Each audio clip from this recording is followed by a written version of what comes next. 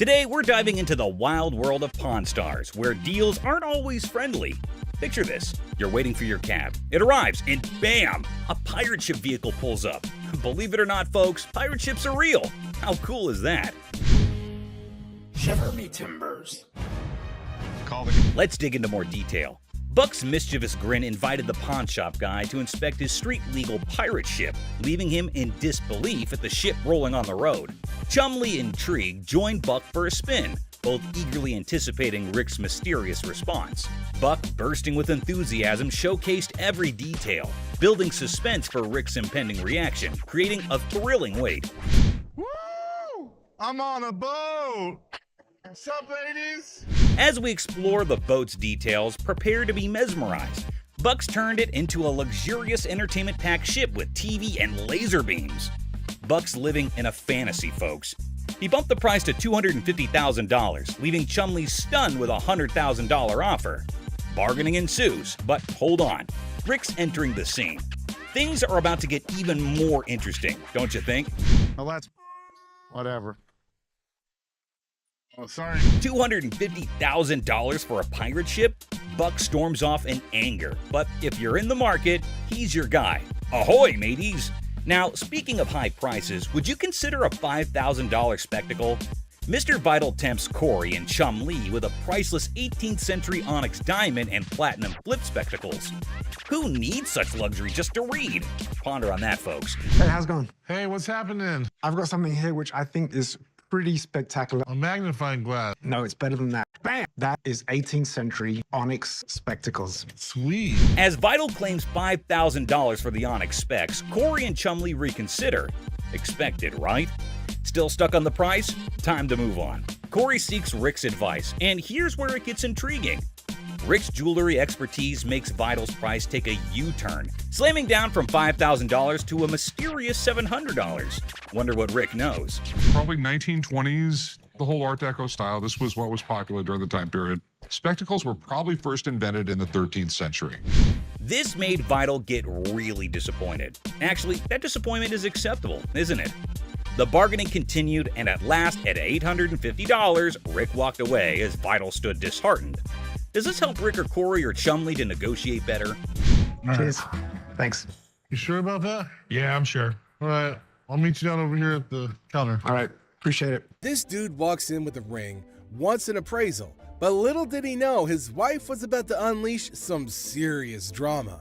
Ashley's just trying to do her job, and suddenly, bam, it turns into a full-fledged soap opera. Right here. I also wanted to know how much you guys will give. This dude is literally sweating bullets, and his wife ain't having any of his nonsense. She calls him out for pawning her ring without telling her. What are you doing? He wanted an appraisal on this ring. On my ring? I'm gonna go grab me some popcorn, cue the drama. Bull. Why'd you take my ring? You're a liar. You needed bike parts and didn't have the damn money. And all of a sudden you got my damn ring. Oof, she slaps him not once, but twice. Ouch. Ashley's just standing there, probably thinking, what in the pawn shop drama is going on here? Wanted to know how much it was worth, that's all. Why'd you take my ring? I gotta say, no need for security here, the wife's got it covered. She demands to know how much the ring was worth, and the poor guy's just apologizing left and right. The drama here is so intense, it's like a reality TV show unfolding right there on the spot. Couple reaches home. And I am dumbfounded. You're a idiot. Well, Yeah, he's it's the one hers. that gave it to me. That's hers. Just give him the ring. Thanks. Okay, hold on. This customer's on an entirely different level. Picture this, she walks into the shop wearing the coat that she wants to sell. Classic Shannon move, am I right? I'm good, how are you? I'm Shannon. Hi, Shannon. How much would you give me for this? How much you want? At least 1,000. Les asks her how much she's looking for, and Shannon's like, at least $1,000. Les throws out a cool 100 and she loses it, saying she wants more. 100 for this coat?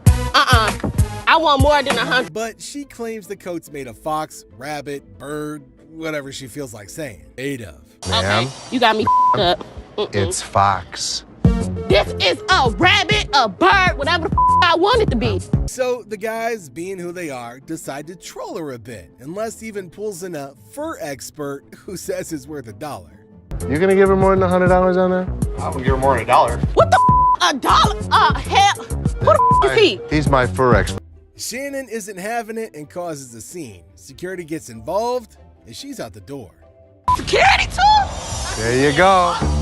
Oh! Y'all motherfuckers don't know who y'all with up in. A female customer arrives claiming that her niece purchased a lovely earring from the store. However, upon closer inspection, she discovered that a diamond was missing. The catch? You guessed it, no receipt. Without proper proof of purchase, she hoped to return the earring and secure a refund. The diamonds was missing, and I wanted to know, can I get my money back? Do you have the receipt? No. Do gifts come with a receipt? Yeah. No, well, this one didn't. Ashley, ever the voice of reason, inquires about the receipt, and the customer admits that she doesn't have one. Ashley explains the store's policy regarding cash refunds and, crucially, points out that the jewelry the customer brought in is fake, a type of item the store does not deal with. Tensions rise as the customer becomes impatient, demanding her money or a different pair of earrings. Oh, cash refunds. One more problem that's really key to this whole thing. These are fake. And we don't sell fake jewelry. Well, it's gonna be some in here. Well, excuse me, anybody buying any jewelry from here? Don't get no more jewelry from here, because this ain't good. Hey. Bobby J, provoked by the escalating situation, engages in a heated exchange with the customer. I'm talking to him. I'm talking to you. Sir, can you help me? Can you give me my money? Can you give me a different pair of earrings? Anything. No. Oh, wait. No. Your short ass gonna tell me. Are you angry because your coat's so tight? No, my coat ain't tight. You so little back there. I think it's time to leave. I think it's time for the back. Ashley attempts to defuse the situation by offering options for resolution or departure. Joe, making his appearance, assists in escorting the unruly customer to the front door. Finish listening. It ain't no receipt. Finish listening. No. I think it's time to leave. I'm not going nowhere. I bet you are. No, I bet I ain't. This is Joe. How you He's doing, gonna Joe? show you to the front door. Wait a minute now. Get your hands off. I guess. Bobby J's dealing with customers hunting for an anniversary ring, but the vibe is a little off. I'm gonna post my boyfriend. Tomorrow's our 6th anniversary, 6 years anniversary. Really? Yes. The lady drops a hint about her boyfriend, and the jokes start flying. 6 years? Bobby tries sizing up the situation, asking for the boyfriend's ring size. So what size, do you know the size that he is, or ring-wise? Oh, I thought you was talking about that size. I was like, that is too personal now. No. Ooh, awkwardness alert. He gets a little too personal and they play it off, but Bobby's cringing. Store. Now, I gotta practice now. I'm gonna pretend like I'm close to you, okay? Oh. Now, here comes the big moment. He's showing them rings, trying to keep it professional, but the tension is building up. In a bold move, the guy decides it's proposal time. Now, Tay-Tay, we've been together for a while. Will you marry me?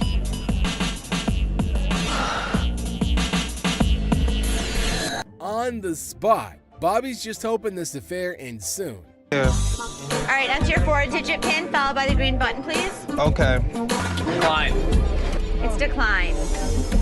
It is not declining. You better It's okay. Hell no. Things were strained between them all. Oh, sweet mother of relief. She says yes. But wait, things take a nosedive. The payment goes south. Yeah, Ashley messes up and the lady's not having it. Your ass is gonna give me that ring. Sir, listen. Sir. Bitch, who you calling sir? Who you calling sir? Arguments escalate, calls for Sir Echo, but it's chaos. They can't calm down. Well, just another day at the pawn shop where love and payments collide, leaving Bobby J stuck in the middle of a ring gone wrong. Who you not? No, act like a lady. I am acting like a lady, but she gonna sit there and call me. No, she gonna sit there and call me. Oh boy, Ashley's in for a wild ride dealing with this lady trying to get some cash for her outdated tablet.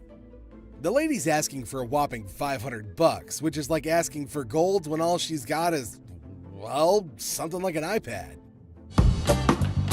Hello. Hi, how are you? Just trying to get some money so I can bail my man out. Ashley's trying to be cool about it, like, hey, it's not worth that much, not even close. She even gives the tablet back, and the lady's acting all offended. Like, serious lady, did you expect a pile of cash or something? How'd you come up with 500? This is a bad.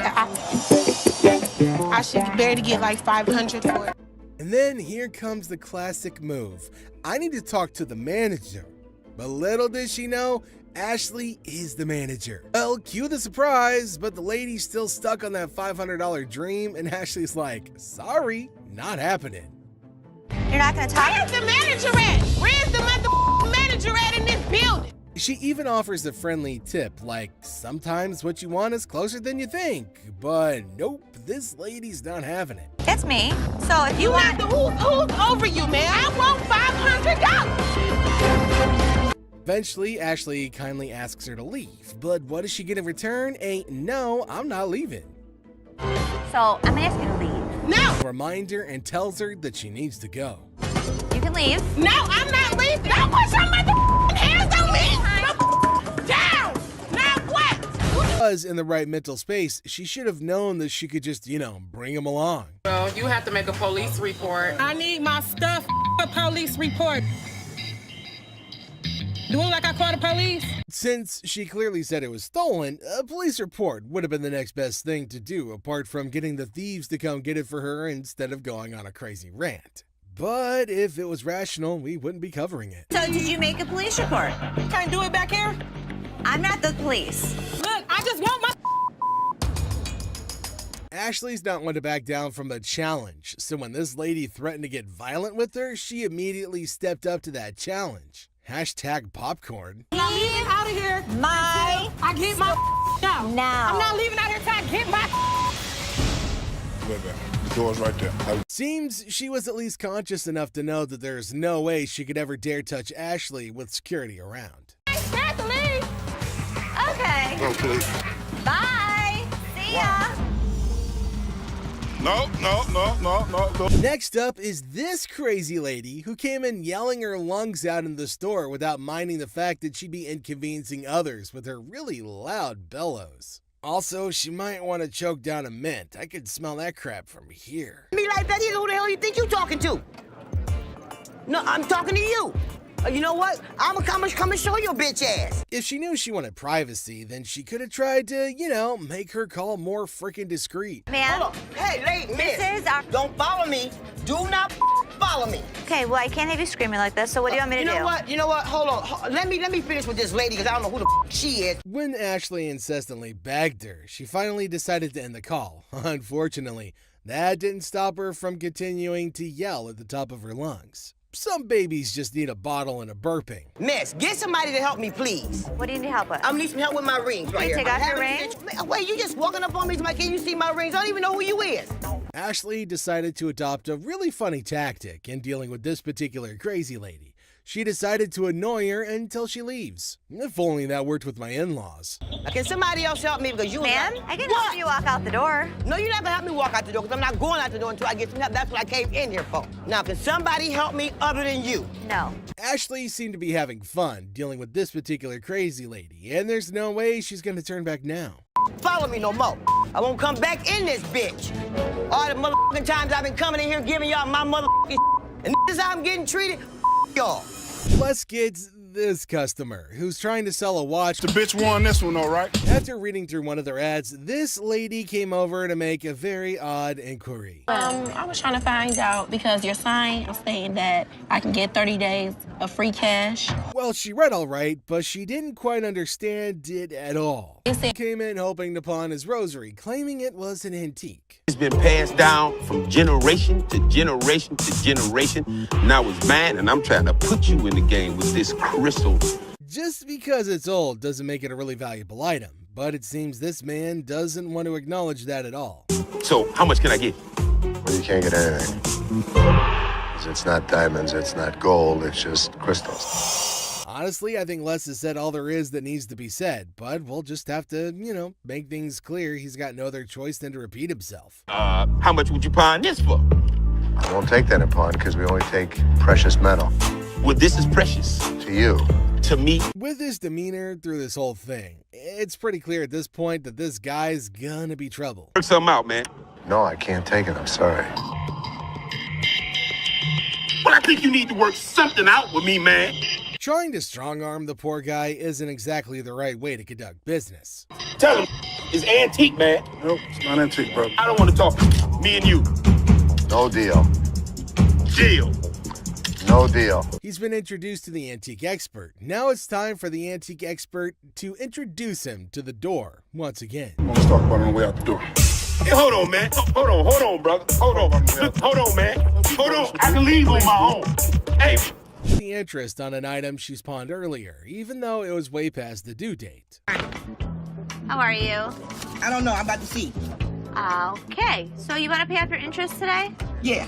From how snappy she was being, it was only natural she'd eventually end up on Ashley's bad side. I owe. Okay, you owe $50.60. How much? $50.60. Where the that come from? The moment Ashley told her how much she owed, she went on a very huge rant in a fit of rage. I owe $50 for my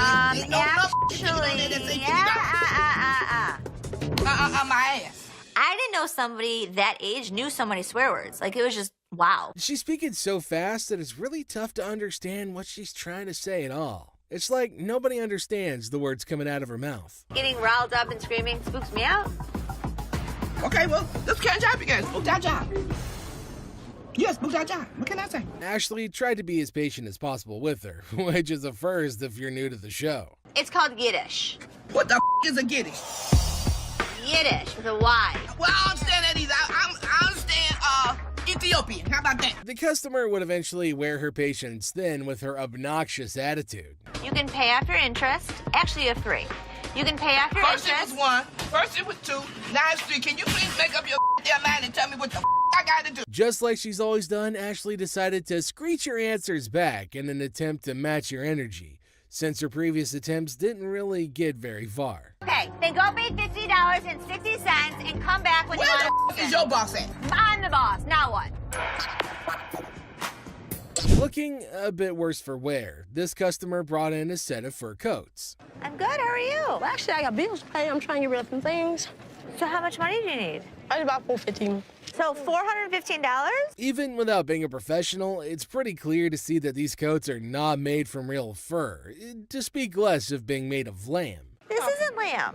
That is lamb. That's not lamb. What is that then? That's lamb, honey. That's not real fur. I'm not gonna take that. There's no way she's gonna be walking away with what she thought she would, or anything at all for that matter. This is Ashley that we're talking about, and she hasn't taken a fancy to even one of the coats. I'll take this one. $40. Who? $40. 4D? Are you serious? No, you're not serious. She was trying to milk as much as she could off of that one deal, but Ashley is dead set on her offer. Okay, give me $80. Come on. I can't. Sure you can.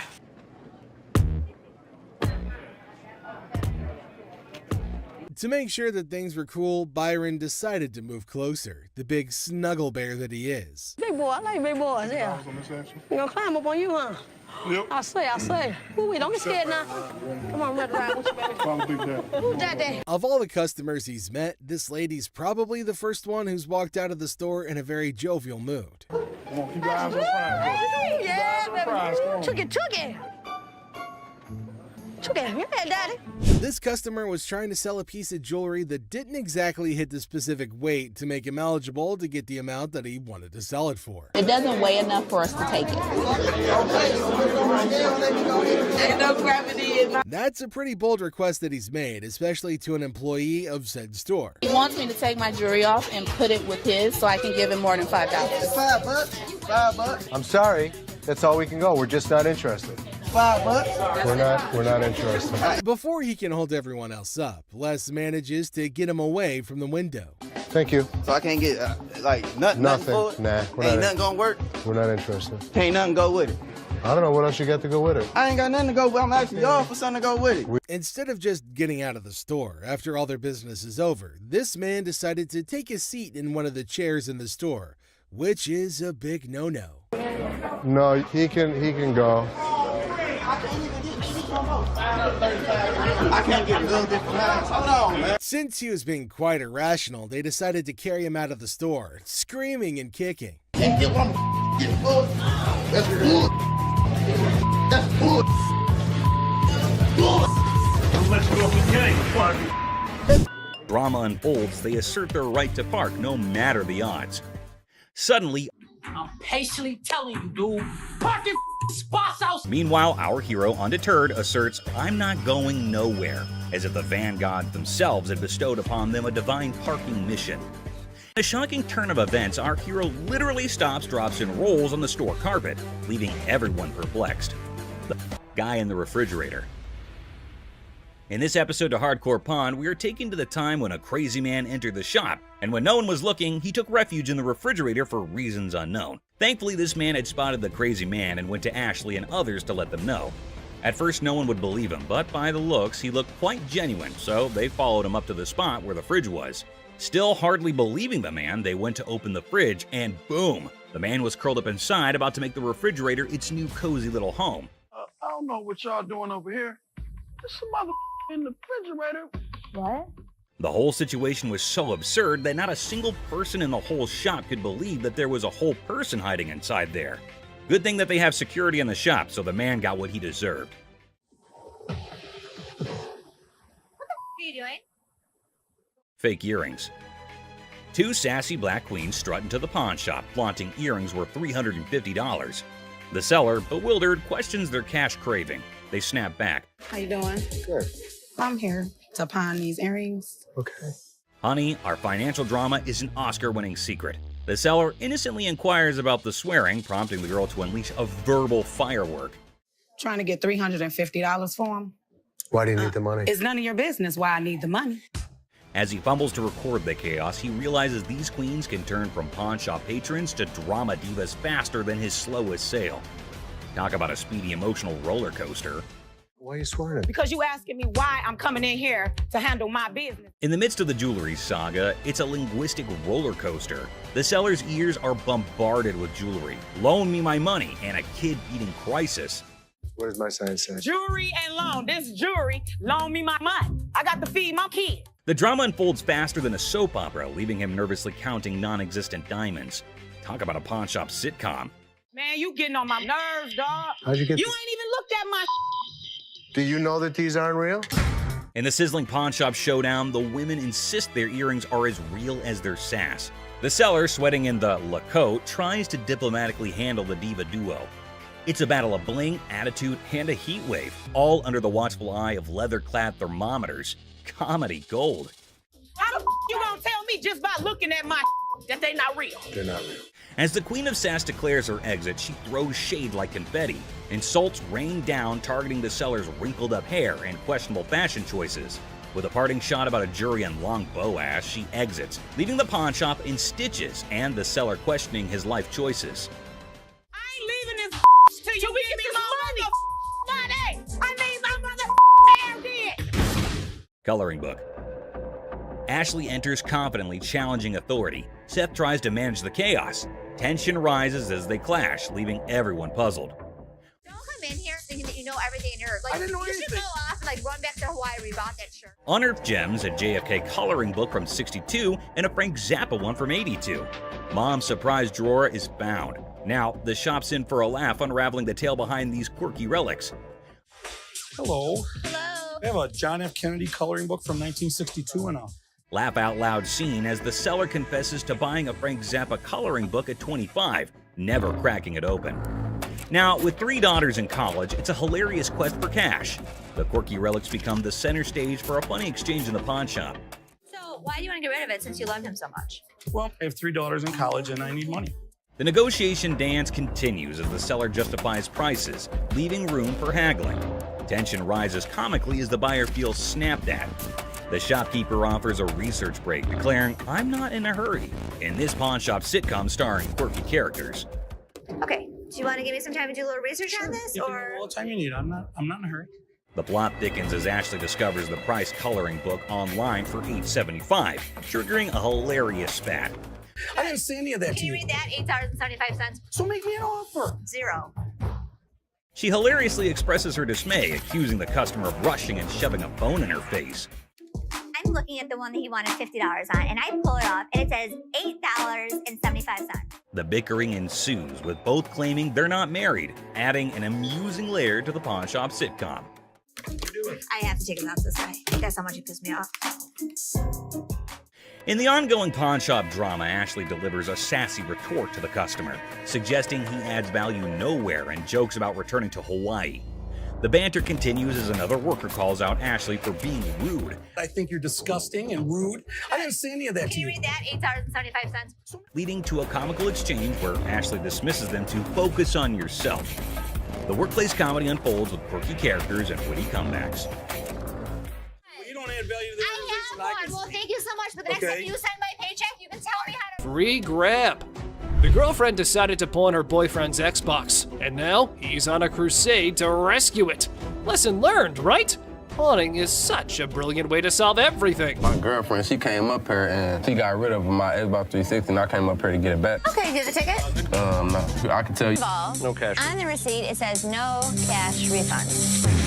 One more problem that's really key to this whole thing.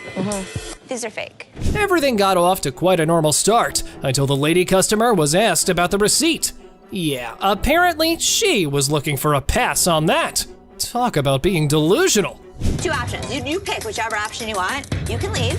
No, I ain't going no fucking where. Second option is you can get the receipt and then Ain't no finish receipt. listening. It ain't no receipt. Finish listening. No. It's time to leave. I'm not going nowhere. It was like a verbal storm. As far as her reaction goes, well, let's just say it was quite the showstopper. Let's see how Ashley handled the situation. This is Joe. How you He's doing, gonna show Joe? you to the front door. Wait a minute. Now get your hands off. I guess Don't you're mind leaving. I'll be back. I'll be back. See you then. Little ass baby, you need to go get fed right quick. Con artist. Card. In a sadistic twist, a customer enters waving a $100 bill, claiming it's for bail. Oh boy, let's see what she has on her buying list. Let me see this right here. This will be good. Okay. This one. This is really pretty. Okay. That's really pretty. It's really pretty. Good on you. That was 100. 100. I'll take it. Okay. So this woman falls in love with an item, but you would not believe how she decides to pay off.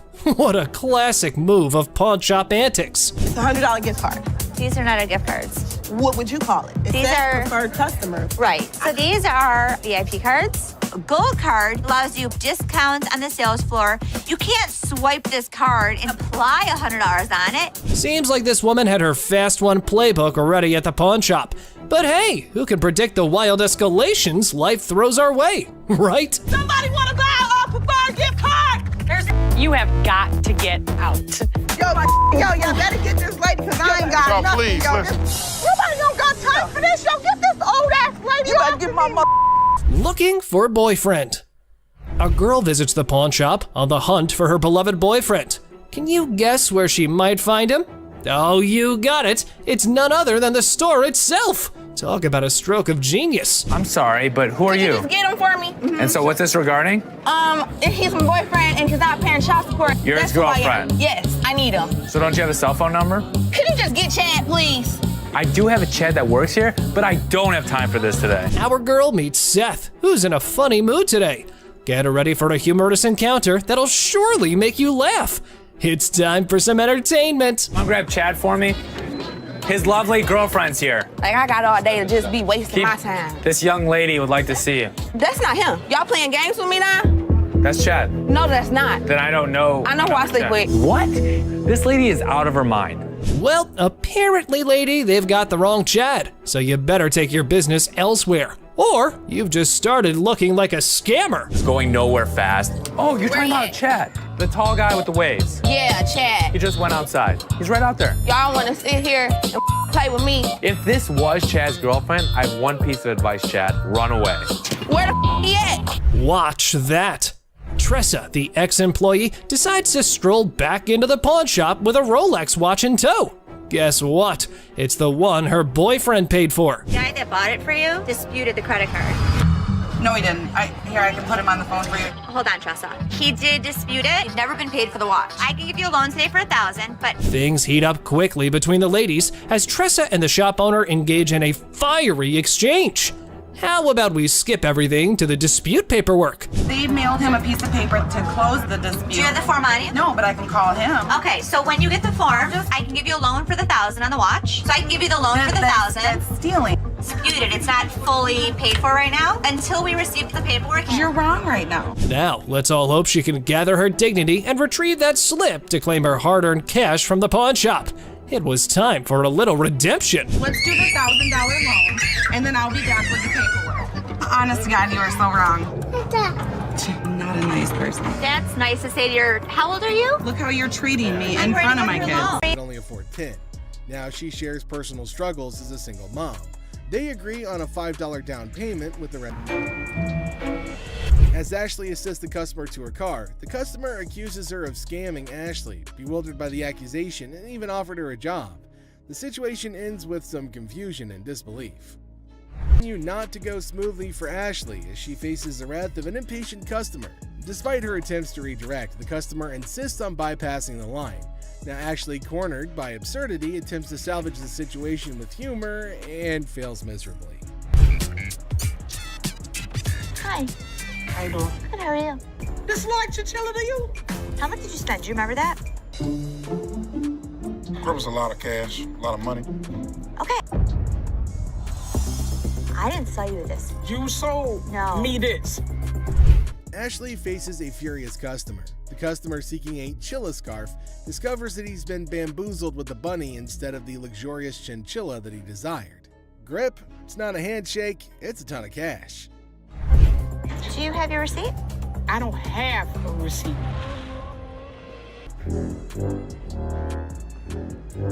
Man, you sold me this bull for real. I ain't leaving here until I get my damn money back. Bunny right there. I wish this bunny would just... See this?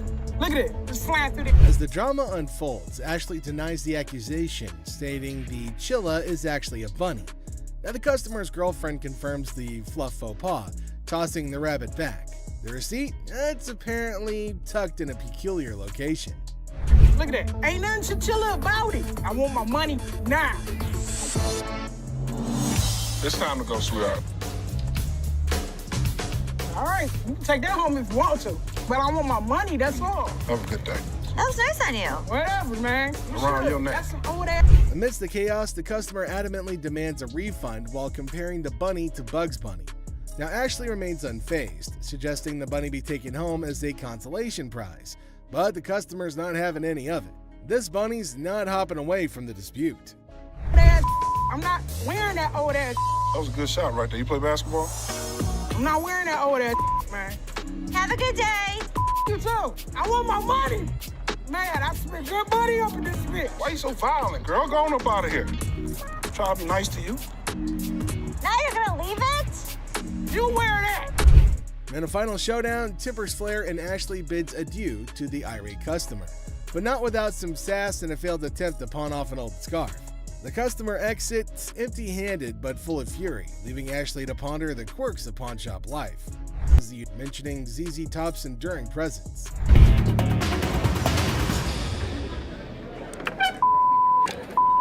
Have a good day. So much. You do. You know, I couldn't. ZZ Top is still in Detroit. And an unexpected twist, an irate man drops and breaks an item. Tipper's Flair and Les kicks him out, declaring, "Get your ass out of here." Now, their retort is drowned out by Les emphasizing that they're taking care of business. Detroit's toughness showcased in a humorous security job offer. Care of business, baby. I know that's So, right. if you need security job, you come and see us. People in Detroit are tough. She showed them. You people. Wrapping up the chaos, Les confidently asserts that was taking care of business, baby.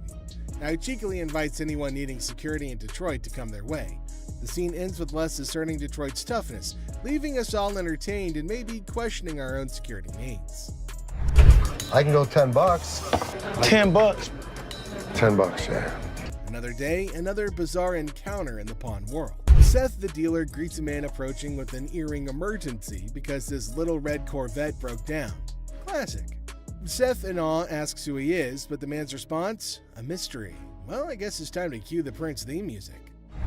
Now you're just, now it makes sense. Being a I am being a yeah, well, because you know. brought in a fake. The truth hits hard like a guitar riff. It's an imitation earring. Seth throws some shade, calling it imitation prints. The man's defense? Priceless. Seth's patience wanes as the man's excuses fall flat. Comedy? Pure gold. Exactly. Tolerate fake items, bids farewell with a sprinkle of Prince references. The man exits, but the drama's not over yet. Seth senses some mischief brewing. As the man leaves, Seth's parting words a cheeky purple rain nod. Another day at the pawn shop, folks. Now, if you can't help me, bitch, get someone else that can. Do I need to get loud? What you do that for? Your punk ass home, bitch! Watch your punk ass home! You playing my man?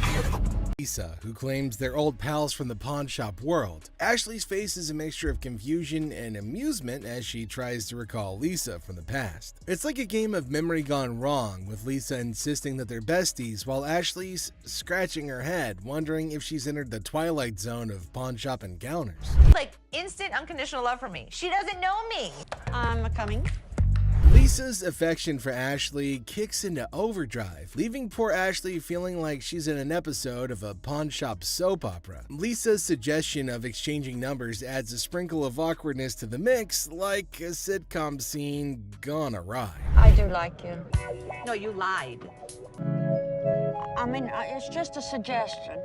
Ashley gives into the madness, agreeing to pawn Lisa's chain with a smile plastered on her face. It's the kind of absurdity you can only find in a pawn shop, where deals are made amidst deliberations of unconditional love and compliments about dental hygiene. And the scene. A bizarre encounter unfolds as a man dressed in a sweaty shark costume barges into the pawn shop demanding $800 for the costume. Identifying himself as Les, the man claims to be a professional mascot by day and a dancer by night, specializing in hyping up crowds for shark fights. His erratic behavior and peculiar demands leaves the staff bewildered and grossed out, especially when he tries to persuade them to try on the costume despite its unpleasant odor.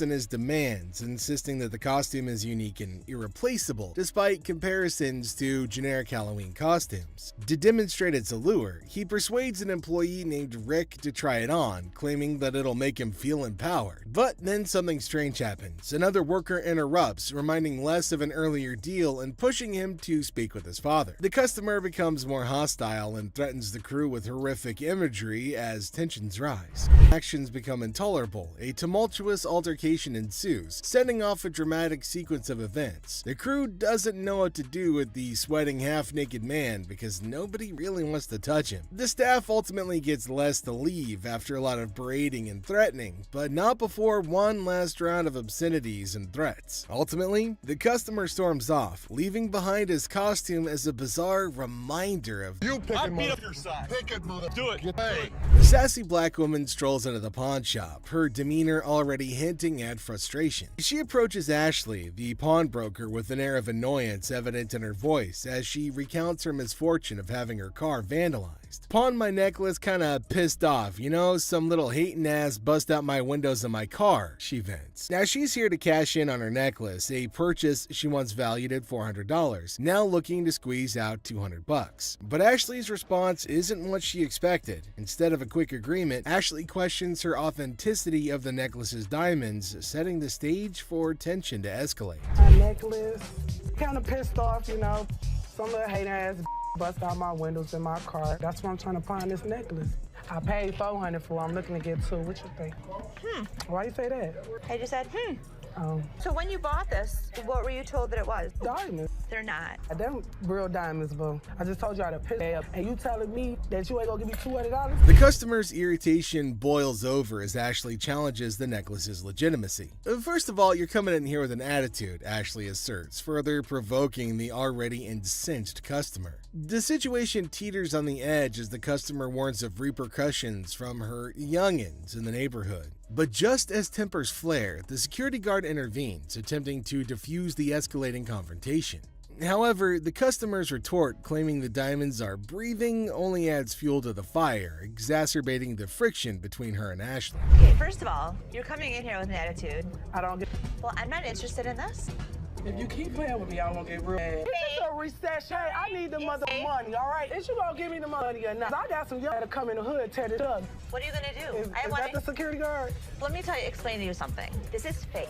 Don't you see? The diamonds is breathing. The diamonds are breathing? The diamonds is breathing. Are you serious? As tensions peak, the customer's threats and insults intensify. "Get out of here, you ain't gonna give me my necklace," she snarls, her anger palpable. The situation spirals out of control as she lunges towards Ashley, prompting the security guard to step in decisively. With firm hands, he escorts the irate customer out of the store, her voice echoing her fury even as she's forcibly removed. The scene ends with a chaotic crescendo, leaving Ashley to exhale a sigh of relief as the door slams shut behind the departing customer, bringing an end to the tumultuous encounter. Get out of here. You ain't gonna give me my necklace? Here you go. You ain't. Don't touch me. Oh, I'll catch you outside, you dirt. No, you better not touch my nigga. I'll beat your tall, gumpy ass up. I shoot her ass up. Les gets a visit from a guy claiming he's on a mission from his wife to find furniture. A husband sent on a quest for home decor by his better half sounds like a scene from a comedy. Now, Les is prepared to negotiate, but as soon as they begin looking through the goods, things get hilarious. Well, here's the deal. I just moved from New Jersey. My wife and I. We just bought a house, and she sent me here. She said, see what you can pick up. Perfect. Let's find something. You gonna clean all that up before I buy it? That's why it's so inexpensive, right? Really? Yeah. I gotta tell you, man. We have used furniture that's used. Yeah. That's why it's $397.77. Really? Well, I only got $200. The customer isn't overly impressed with the couch's condition. Although he has a budget, he's unwilling to spend money on something that appears to have been through a muddy wrestler's match. The banter gets funnier as the customer tries to negotiate while Les defends the integrity of his used furniture. All right, man, let me try, man. I'll tell you what, my shoes are cleaner than this couch. Then don't buy it. Make me a deal. I got cash in my pocket, man. Wow, Come on, man. $200. Come on. The customer's insults towards Les and his family turn things from funny to completely ridiculous. It resembles a farce gone wrong, with insults flying more quickly than a tennis match. Les, ever the professional, maintains his position, but the level of absurdity is escalated by the customer's attitude. This is not the way we operate in New Jersey. What kind of operation you guys going on, man? I bet you're not here far. This was actually my couch. We had a reupholstered and I gave it to Ashley. Is that right? Yeah. Is that your daughter? That's my daughter. She must be nasty, too. What did you just say? Don't make my... Come on, man. This is how we do it in the deep. The customer's rudeness hits a peak, and Les puts his foot down, Detroit style. It's a showdown worthy of a Wild West movie, complete with threats and a swift exit. The customer's departure leaves everyone scratching their heads, wondering what had just happened in the wild world of pawn shop negotiations. I got $200. Yes, sir. I'll go someplace else. That's the dirty D right there, baby. Where'd he go? I think he went back to New Jersey, sir. In this wild pawn shop showdown, a woman marches in ring in hand like she's about to solve the mysteries of the universe. While she's trying to pay her past due rent, her diamond ring steals the show. Like a souffle in the microwave, the tension increases with every second that goes by. A heated discussion regarding the truthfulness of the ring is started when the pawnbroker examines it with some suspicion. The woman demands $200 like she's negotiating world peace, but the pawnbroker's offer of $80 sends her into orbit faster than a rocket with a grudge. The air crackles with sass and disbelief, leaving everybody wondering if this ring is ever going to find its way home. Yes, ma'am. I was coming to pawn my ring because I have to pay my rent. It was due a couple weeks ago. Oh, okay.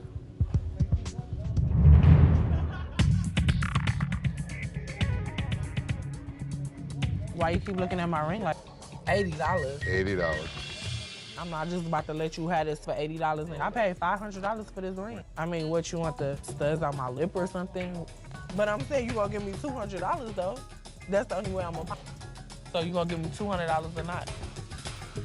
The woman drops a bombshell just when you think the drama's reached its climax. She hasn't given up her ring for pennies. She challenges the pawnbroker to either pay her $200 demand or face the repercussions. It's similar to seeing a high-stakes poker match, but with more bills that are past due and, lip studs. The standoff reaches its zenith in tension greater than that of a family-sized lasagna, and everybody's left wondering who's gonna blink first.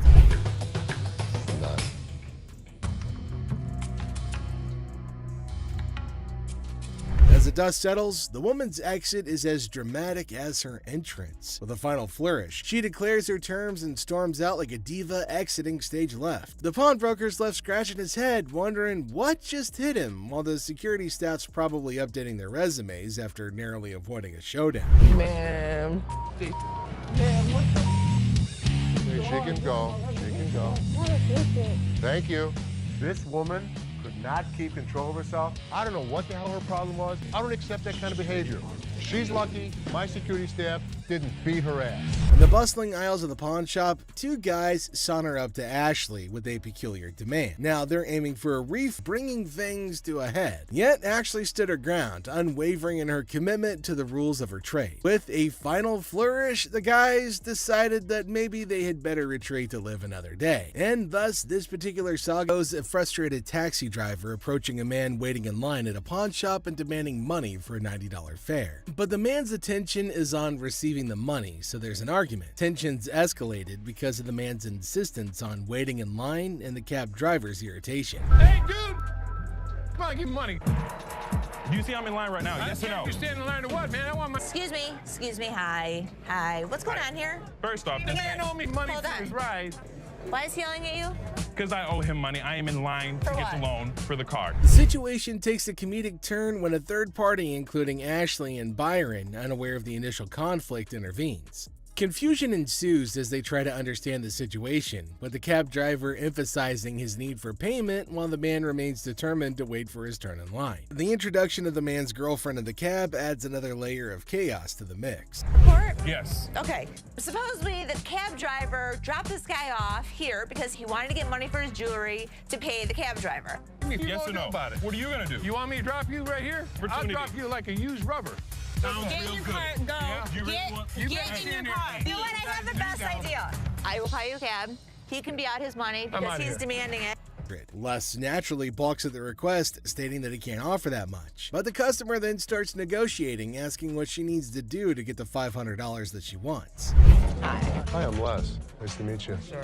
I'm looking to get rid of this. How much did you want for the TV? I want $500 for it. That's what I was thinking. We actually sell them for under 250 bucks. Okay. So I could give you 100. 100? 100. I need $500. And I wish I could give you 500. What do I gotta do to get you to give me $500? In a comedic turn, the customer suggests her breasts as a bargaining chip, asking if they're worth $500 to Les. Les, to his credit, responds with a little bit of a bemused expression, indicating, sorry lady, they're not. The customer confidently asserts that her breasts are valued at $7,500, but Les remains unimpressed. He remarks on her attempt to negotiate with her boobs and expresses disbelief at her strategy. The customer, undeterred, insists that she'd never play dumb before provocatively suggesting that she's all there by flashing her breasts. Are these worth $500 to you? Not really. No, these aren't worth $500. Really? There's $7,500 for these, okay? $7,500. I want some. He was one of those people that tried to negotiate. What can I say? Les maintains his professionalism, refusing to be swayed by the customer's unconventional tactics. He humorously remarks that anybody who flashes their breast in a store must be all there, to which the customer confidently agrees. However, Les ultimately declines her offer, suggesting that she go elsewhere. Oh, I am all That's there. what I just said, and I could see. All there. You were all there twice. You. Thank you. Forget it. Thank you very much. In the chaotic morning hustle of the pawn shop, Les notices a shady character browsing through merchandise with dubious intentions. Approaching him, Les demands an explanation, only to be met with a flimsy excuse about being kicked out of his mom's place. The guy then tries to pawn items off as coming from his mom's basement, but Les sees right through the charade. Now tension rises as insults fly, setting the stage for a showdown between Les and the would-be thief. First thing in the morning, I see a guy walking around the store pulling off my shelves. What the hell's going on? Hey, man, I need some money. I got kicked out. My mama kicked me out last night. My mom's basement. Tell me where you really got the vacuum. My mom's basement, man. Where do you think I got it from, fool? I'm sorry, what'd you call me? A fool. What are you gonna do about it, bald-headed? What do you want me to do? What are you gonna do? What are you gonna do, buddy? Les throws the guy out of the store because he's tired of his antics. But when the man won't go, Les has to call in reinforcements. Enter Byron, the burly bodyguard, who snatches the man and carries him expertly out the door. Byron manages the issue with the dexterity of a bulldozer making room, making for a show-worthy scene. Talking to bog-toothed, bald-headed mother. It's time to go. Oh, man. Get out of my store. You understand what I just said? But just as Byron is leading the guy outside, his pants decide that they'd rather pull around his ankles, exposing a little bit less than friendly underwear. But that's just the icing on this whole dumpster fire of a day. As Les sees the guy's humiliation happen, he can't help but laugh. And without warning, another day at the pawn shop comes to an end, leaving us all to wonder what mischievous adventures lie ahead in this crazy world of wheeling and dealing. Do it. Keep walking, buddy. You start stealing stuff from my store, it's time for your ass to be thrown out. Stand up. And what an ass that... The scene starts with Ashley getting a bit annoyed, telling the customer not to test her patience. Now she's in a hurry and warns them to speed things up. Then the customer tries to copy Ashley by snapping their fingers, but Ashley quickly shuts it down. She acknowledges the imitation, but firmly puts them in their place with a clever comeback. Even though they're joking around, Ashley still shows that she's in charge, and she's not going to be disrespected. Don't get me, I'm gonna get very, very angry right now. Okay. And if you can, like hurry up, then that's better. I can. Hurry it up. Okay, you ain't gotta snap the fingers, sweetheart. I was just imitating you. Okay, but you ain't gotta go that far. You behind here. Oh. Okay. I don't really have all day for this. You want 20? I want 40. Things escalate when Ashley catches the customer imitating her again. This time, she's not as amused. With a mix of annoyance and humor, Ashley tells her to knock it off. She's not playing around anymore. Finally, she wraps things up with a funny twist, saying goodbye with a playful fake travels instead of the usual safe travels. It's a perfect ending, showing Ashley's authority and humor all in one. Are you imitating me?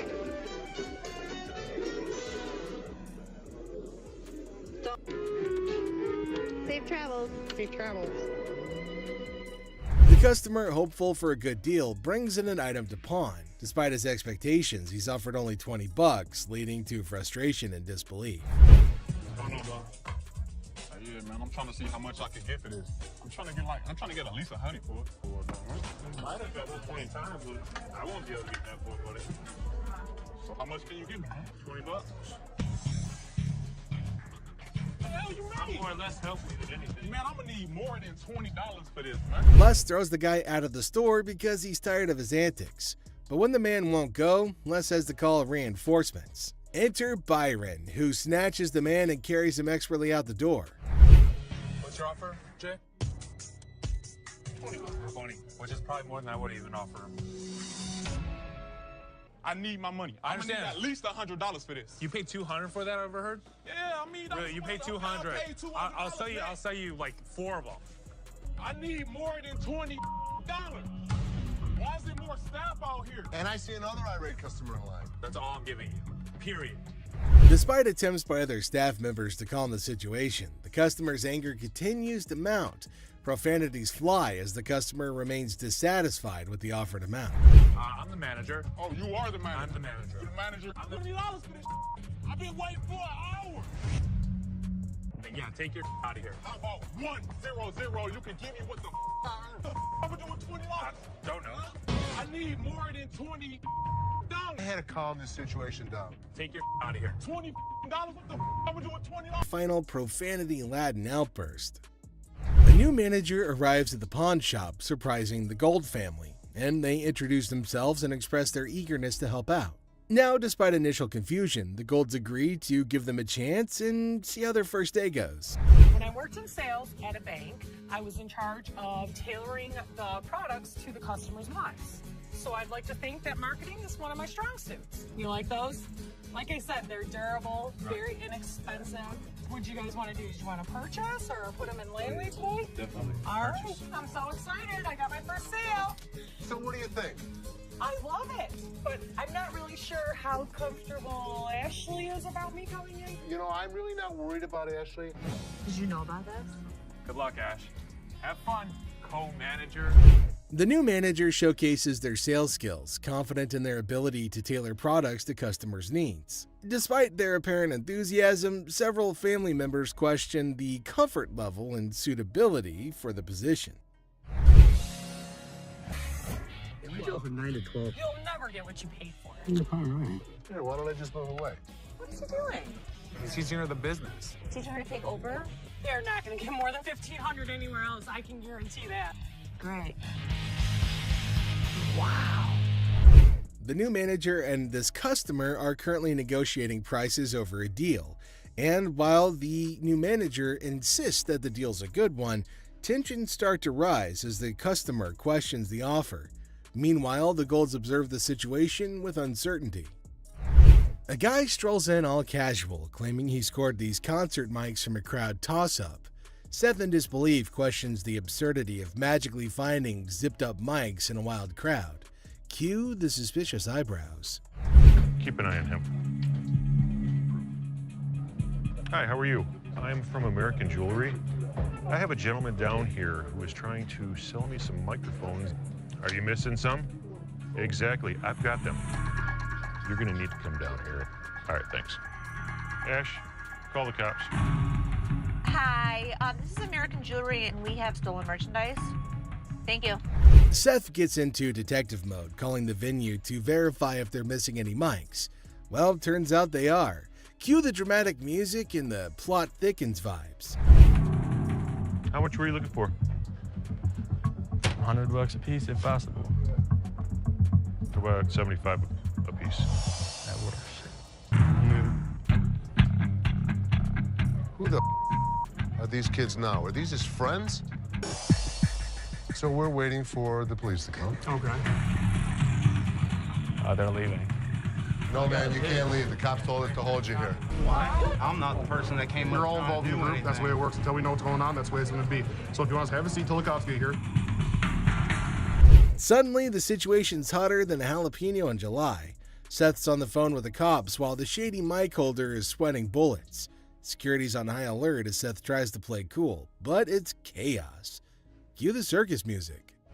So Ashley's caught in the middle of a classic family feud at the pawn shop. Dad's all like, "Close the door, Ashley, we need to talk."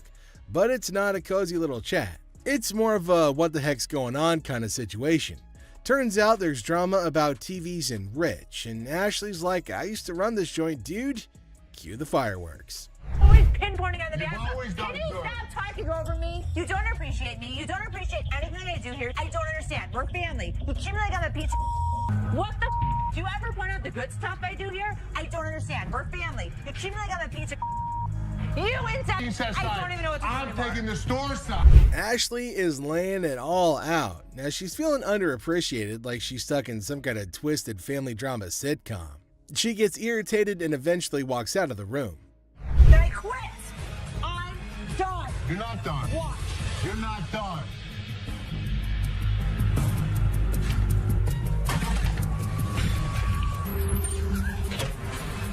Ashley, one last time. If you walk out that door, don't ever come. What just happened? Ashley just quit. She walked out that door. She's not happy with the way we treat her. I cannot deal with it. I'm out. I don't care what he says to bring me back. I'm done.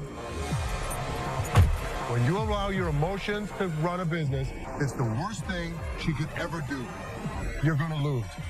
But if you thought that was it, there's another surprise twist as Ashley drops a bombshell openly declaring that she quits and that she's done, and then she pieces out, leaving everybody in shock. But Les is stuck scratching his head, wondering what the heck just happened. But Ashley has made up her mind. Emotions run wild and business gets a kick in the gut. Classic pawn shop drama. Get ready to chuckle as we witness an overenthusiastic customer diving headfirst into negotiations with Ashley over a watch. With all the finesse of a bull in a china shop, he throws out a laughable offer of just $75. Ashley, ever the comedic genius, bats it away with a playful smirk. But hold on to your hats, folks, because our customer isn't done yet. He dramatically ups the ante to a jaw-dropping $599 despite the watch being worth nowhere near that amount. Our intrepid negotiator isn't about to back down. With the confidence of a superhero, he insists that this watch is worth its weight in gold, quite literally. He even flaunts a fat stack of cash, convinced that he's about to seal the deal. But Ashley, bless her heart, isn't buying it. She keeps a straight face as our customer sails further into the sea of absurdity, refusing to cave to his outlandish demands. Now hold on to your sides before they split, because things are about to get even funnier. As our customer cranks up the theatrics, Ashley's amusement hits an all-time high. With a twinkle in her eye, she gently reminds him that the watch isn't exactly a crown jewel. But our negotiator, bless his delusional heart, won't take no for an answer. Ashley keeps her cool, relishing every moment of this suck. And now the moment we've all been waiting for, the finale. Our customer's frustration approaches a boiling point, but Ashley, ever the queen of comedy, doesn't miss a beat. She continues to milk the situation for all it's worth, leaving our customer red-faced and defeated. And just like that, he storms off, leaving us in stitches as he hilariously fails his attempt at negotiation. Next up, we've got a furniture fiasco as a man discovers a one-of-a-kind table, only to have their excitement interrupted by another customer demanding that they vacate the throne. But the first customer's not moving. Get your ass over and shut up. Get off that bed. No, I ain't getting no. Get off that bed. What the you gonna do, baby? Who do you think you are to talk to me like Bro, that? if you let me, I'll be slapping that ass. You're talking to you, mother. Back up. Take my ass out of here. Man, really? We don't think so? You don't think so? Tensions skyrocket amidst the customer's verbal barrage, but fear not, for Ashley steps in, serving sass and shutting down the disrespectful discourse. Honestly, with Ashley, who needs a savior in sparkling armor? Here's the way it's gonna work. You don't disrespect my daughter in my store. Get the out of here. If this guy ever shows his face in this store again, we're gonna kick his ass. Gonna get your hands off. Really? Really or what? You're disrespecting my daughter like that? Ultimately, Les has to step in and settle the score by enforcing the rule and ejecting the unruly patron. With one stern glance, Les sends the troublemaker packing, restoring peace and reminding everybody that disrespect isn't welcome in his kingdom. The scene kicks off with Grandma storming into the pawn shop, demanding her money back for a purse that she claims is fake. Now she's not holding back, loudly insisting on a refund while the audience can't help but applaud her fiery entrance. You don't want to mess with a grandma on a mission, so she demands to restore her sense of humor before anything else happens. She insists on getting her money back, saying that the purse she purchased was just as phony as a $3 bill. Just when you think the situation can't get any more ridiculous, Grandma takes out her cigarette and lights up in the store. Les, however, ain't having any of that and warns her right away that smoking isn't permitted anywhere, especially in his store. Grandma, however, is in no mood to follow the rules, leading to a showdown where Les tries to put out her cigarette while she vehemently refuses. I'm bending over backwards to appease this granny. I'm trying to be professional and I'm trying to give you courtesy. Give me my money. That's all I want is my money. As the literal smoke clears, Grandma's still not backing down. She demands her money with a threat of legal action, insisting that she'll see Les in court. Les, exasperated, finally agrees to give her the refund just to get her out of his hair. But even as he tries to make things right, Grandma ain't done. She wants a card because she's ready to sue his butt. And with that threat hanging in the air, she finally storms out, leaving Les bewildered and relieved. And just when Les thinks the ordeal's over, Grandma turns back with one final threat. She's gonna bust his window. Now Les tries to reason with her, but Grandma's not having it. She's ready to throw down. But Les can't help but reflect on how she's nothing like his own grandma, leaving the audience in stitches at the absurdity of it all. And that's it for today. Thanks for being a part of the Hardcore Pawn adventure with us. We hope you like the drama and surprises. And make sure you stay tuned for more pawn shop stories. See you next time. Watch Les the Pawn Shop Detective figure out a mystery with messy DJs and laptops held captive. See the suspenseful investigation unfold right here. Laugh and cringe as a shouting woman causes trouble in the pawn shop, making Seth and Les really mad. Then a guard shows up and there's a surprising twist outside. Okay, I went to get my purse back to make my payment, She's telling me this is expired. That's my purse right there. That one right there, the black one. A meticulous lady strides in armed with confidence and a fake receipt, proclaiming ownership of a purse. Little does she know that Ashley is the store's memory bank, fully aware of every item in its rightful place. The girl, in her eagerness, attempts to vault over the counter, unaware that Ashley, the guardian of scams, is on duty. It's my purse right there. How do you know that's your purse? Because I know my purse. Here's the money. I want the purse. That bag was never in pawn. If you want to buy it, I just want to look at it and make sure it's not mine. Undeterred by gravity and common sense, the girl persists in her charade. However, Ashley stands firm, recognizing the futility of the scam and the level of wrongness involved. It's like trying to sneak a peek at the answer key when the teacher is watching. Yeah, that's not happening. First of all, don't talk to me like I'm an idiot. Give me my purse or I'm going to come over that counter and get it myself. oh my God. Get your hands off me. Have a nice day. Let's go. Walk yourself out, yo. You.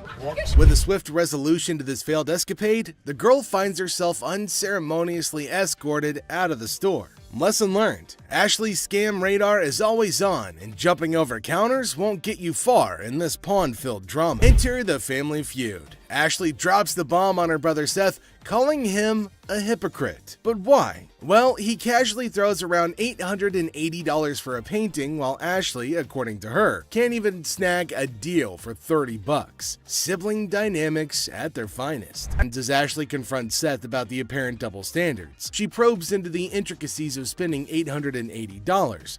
Questioning how bad it could be. Seth, in classic sibling fashion, argues that his purchases are all about resale value, a concept he conveniently forgets when it comes to There's two guys out here that are saying they were scammed out of their laptops, and that whoever did it is working with one of our guys. You want to come out and talk to him? All right. Thank you.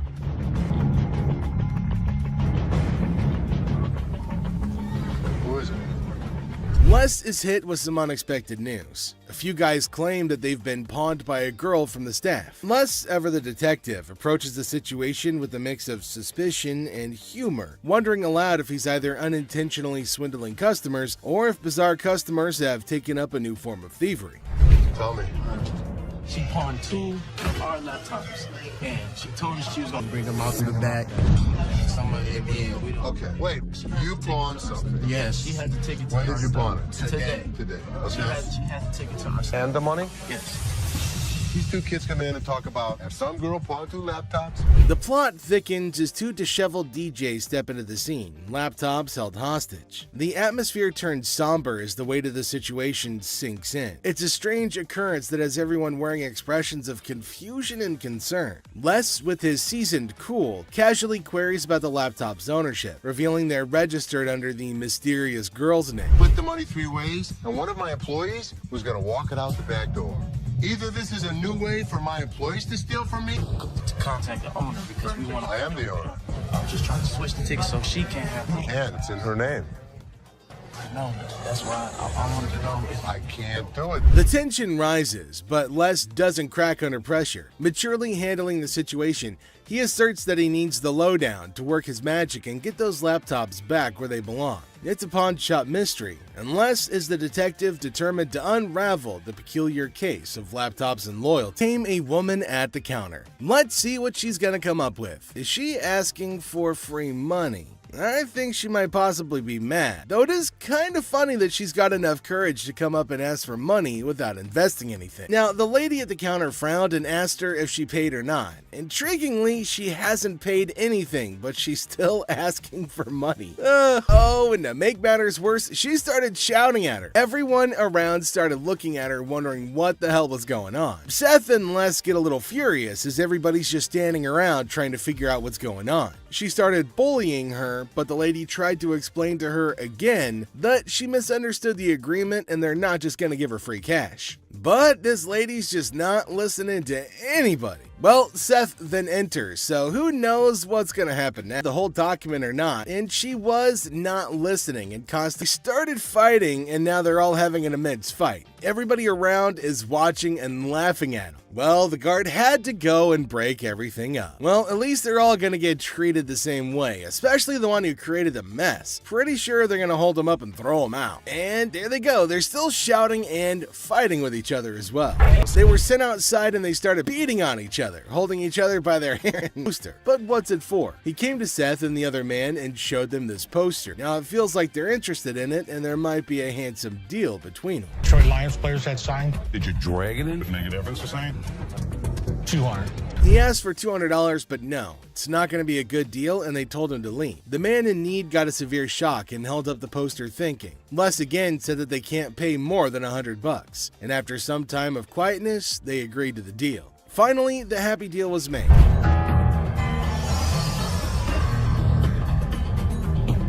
This is the guy? Right there. Here they come again.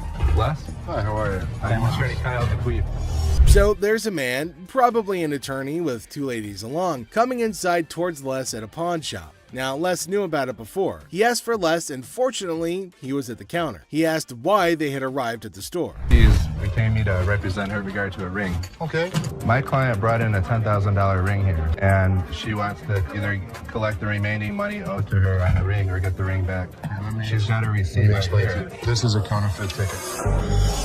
He said that he came here for the ring, which they bought from these ladies for $10,000, but they didn't pay and gave them the receipt. Now, he put up the receipt and showed it to Les and accused them of cheating and stealing from the women and taking their expensive ring. But Les was cool and controlled his anger. Whoever produced this ticket didn't understand this is the amount of numbers that are here. Okay. Number two is state law mandates that we print the law in a 12-point font. Okay. This is much smaller. That is some bull.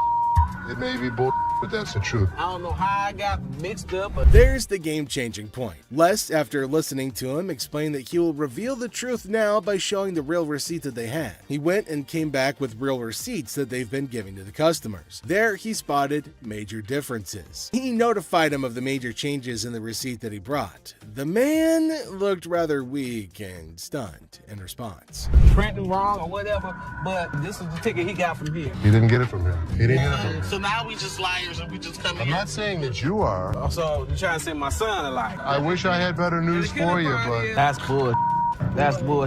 The numbers don't match up. The paper stock doesn't match up. This is a fake. Now you side with them. You're not representing us. I'm representing if you, I but don't you- get my ring or my money from them, how you gonna get paid? The attorney turned to the women, but oh my god, they're still accusing Les of having given them the wrong receipt and asking the attorney to take the money from Les. The man, being down on himself as you can see, argued with them. The man showed the evidence to the ladies and told them that they were having the wrong receipt, but they continued to argue. The ticket, how about that? No, I don't believe that the store gave you this ticket. Nah, well, I don't believe you a real attorney. We ain't got it right. All this somebody better give me my money. he's my attorney. You, him, security. Have a nice day. Nah, you got me, bitch. Sorry, young man. The ladies started harassing both of them and started using personal attacks. They were all arguing amongst themselves. Pretty crazy. The attorney went back as he can't do anything for the ladies. If you know purses, then you know the. As our unsuspecting customer strolls into the kitchen at Chaos, little does she know what's cooking today. Ashley, patiently bracing herself for another round of absurdity, politely inquires about what the customer's looking to offload. The girl, blissfully unaware of the purse's actual value, confidently suggests a price that's almost a steal. So if it wasn't worth. And now the plot thickens. The lady asserts that if Ashley truly understood purses, she'd gladly accept the offered amount. However, Ashley, standing firm in her claim that the purse is torn and not worth more than $50, creates a hilarious clash of valuation difference. And it's time to cue the drama. Ashley throws out the bold figure of $50, and it hits the customer like a curveball she wasn't ready for. Feeling the heat, our lady teeters on the edge of diplomacy and blurts out the unforgettable line. She labels Ashley a pepperoni ass and decides that she'd rather chat with anyone but her. Talk about spicing up negotiations. 3 males walked into a pawn shop. One of the suspects stood at the door as a lookout while the other 2 suspects walked directly over to the display cases. So, like, these 3 guys roll into the pawn shop, just casually strolling in. The other 2 guys, they head straight to the fancy display cases. It's all got suspicious vibes. And then, bam! One of them whips out a sledgehammer and starts smashing the glass. Things are starting In the bags. So when they took off the glass from the cases, both of them put the jewelry and lots of other valuable stuff into bags. After that, they hightailed it out of the store in a black Mercury Marquis. Where the case at? Where is it at? Where he put them on? The guy storms into the pawn shop. That's the way with the kids. I know. You gonna act like I ain't got no sense? He's accusing us of taking games out of his unit. Look at the ticket. It never said with game. The atmosphere gets even more intense as the guy accuses the pawn shop of messing calm. He tries to talk sense into the upset customer, especially with a big event coming up the next day. I know how to walk. I ain't in literally because I potted a week and y'all motherfuckers in my middle and put them games in there. And you wasn't even standing there when I paused it. Somebody need to blow this place up. It's time to go, sir. You ain't gonna get my window. I'm not. Let go. Can I get my weed? Don't get it for you, don't worry. You're making a threat like that? The situation becomes alarming when the upset customer makes a threat to blow up the place. Les, rightfully concerned about the safety of everybody, asks the guy to leave. Security becomes a priority, and the customer's demand for his belongings takes a back seat to the potential danger that he's creating. It's a challenging moment for Les, who's just trying to manage the chaos caused by an irate customer. Les, chilling at the pawn shop, notices a guy walking in, watch in hand. Les, being friendly, asks how things are going. The guy, hopeful, wants $400 for his watch. Les, the cool pawn detective, calmly discusses the watch's worth, revealing its value. Negotiation heat rises as the guy insists on $400, but Les suggests $7. The guy, pleading and sharing his life story about a baby on the way, asks for $400 again. Les stands firm, offering him the same price, which leads to a bit of yelling. The guy, feeling frustrated, calls the place bull ass and expresses his discontent. The guy feels disrespected, using strong words and even threatening Les. Les, staying cool,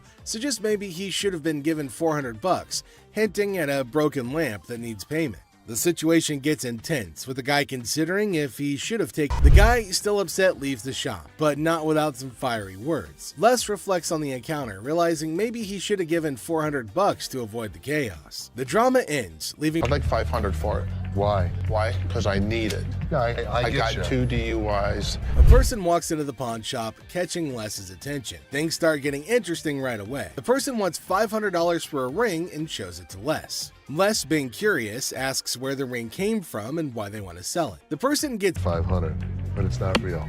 I know it's worth $500 and you're going to give me $500. Well, actually, if this was gold, it was brass. It had no value. I understand. You have court issues. The problem is, I need $500 for it. I'm sure you do. Man, I don't know why. Give me something for it. I can't give it to you. I'm sorry. Give it to me anyway. Man, you can give me something for it. No, you give me something just don't for beat it. on the glass. This guy was drunk. You give me that ring back. Give me that. It's the. I ain't going nowhere. Man, get away from me. Yeah, I go. You man. In the midst of the ring discussion, a security guard quietly enters, taking a position behind the customer. The customer, desperate, pleads with Les to give him something for the ring, but Les, staying true to his detective skills, rejects the plea, emphasizing the ring's fake nature. Les, sensing trouble, comments that the customer seems drunk, adding another unexpected twist to the escalating situation. As the rejection sinks in, the customer, unable to contain his frustration, sits on the floor, declaring that he won't leave. The tension peaks as he becomes increasingly aggressive. The guard steps into action, forcefully dragging the defiant customer out of the store. But despite being escorted out, the customer continues to yell and make a scene. Oh boy. I see you sweating. Yeah. Must be hot outside. No, I was doing karate outside. You're doing karate? And judo. I'm Bruce Lee's sister. Really? Yeah. As the door jingles, a woman strolls into the pawn shop rocking winter clothes in the summer heat. Now she's chatting with Les, teasing him about the sweltering weather. She even claims to be a martial arts pro, throwing around Bruce Lee's name. The banter kicks off with a request for a karate move demonstration. She said she was Bruce Lee's sister. So what you got? The atmosphere takes an unexpected turn when the woman unveils a unique item, a mysterious fox mink. Les, unfamiliar with such creatures, engages in a lighthearted conversation to understand more about this fox mink. The woman, with a hint of mystery, reveals her intention to sell it. A mink fox? I don't know. I'm not into animals. I've heard of fox. I've heard of mink. So fox mink. Did you want to pause? As the conversation unfolds, Les dives into the details of the fox mink, trying to grasp its worth. The woman shares anecdotes about the origins of the item, painting a vivid picture of its history. Les, playing the role of the detective, subtly negotiates and gathers information to figure out the best deal. So, how much did you want for it? $50,000. The encounter concluded with the woman deciding to part ways with her fox mink. Les, using his seasoned charm, finalizes the deal. The quirky tale of the winter-dressed woman and her unique pawned item adds an unexpected twist to the usual pawn shop routine, leaving both parties with a memorable experience. Woman comes in to sell me a high-end bottle of liquor. Ma'am, I'm Is that what you're saying? You have no respect. When you want to take a person when they down, fit the liquor inside the bottle. and anytime you're going to belittle a person. Ma'am, I didn't belittle you. As the door chimes, the woman confidently walks in, clutching an empty liquor bottle. She aims for a bold move, attempting to pawn the bottle for a cool $100. Les, with his discerning eye, swiftly rejects the proposal, explaining that a filled bottle would fetch a better price. The woman, not thrilled with the response, raises her voice, demanding respect and expressing her discontent. I'll give you $100. It's not worth more than $100. Especially when you say I wouldn't give you $100. Don't you ever walk up to my dad. Hey, baby, don't point your finger. Life after this, don't you dare ever come in here again. In my face. I don't care, you're in my dad's store, and don't you ever think about coming in here again. Turn your ass around, badass out the door now. Nowhere, Ashley steps up like a superhero. Now, she doesn't just cool things down, she straight up shuts the woman down. With confidence, Ashley tells her to leave and never come back. Suddenly, the chaos turns into quiet thanks to Ashley's quick and firm action. Son of a bitch. Where the hell is he? Rich! He's on the floor. People are waiting to pay us for their merchandise. He's not there. We're losing money. I'd had Rich's back. In the heart of the pawn shop, Les faces a moment of frustration and disbelief. The absence of Rich, a trusted ally for over 2 decades, leaves Les feeling betrayed. The urgency of customers waiting to make payments adds to the tension, and the weight of loyalty becomes a central theme in this unexpected turn of events. Since the first day he came here, over 20 years ago. I feel betrayed.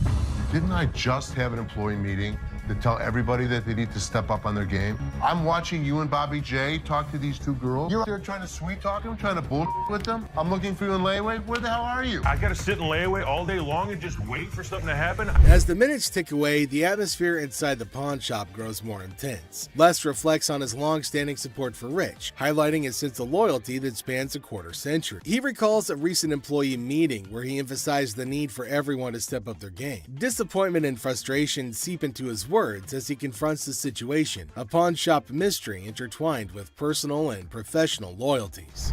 I'm watching you and Bobby J talk to these 2 girls. They're out there trying to sell their jewelry. You're out there trying to sweet talk them, trying to bullshit with them. They end up walking out the front door. You put me in a position that you were the next to go. In this pivotal moment, Les delivers a stern warning to a fellow employee, Bobby J. The scene unfolds with Les observing interactions and attempts at sweet-talking customers. The threat of termination looms as he recounts the consequences of letting down the team. The dialogue underscores the severity of the situation and the potential impact on job security. Tension rises as Les grapples with the repercussions of the unfolding events. Rich, I'm out. Tell your dad to off. You up your job. As the confrontation escalates, Les draws a line in the sand. The ultimatum is clear: compliance or termination. The final seconds capture the raw emotion and frustration of a loyal employee who feels unappreciated and misunderstood. He knew he was in trouble once we walked through that door. Joe, did you steal from me? Tell me the truth.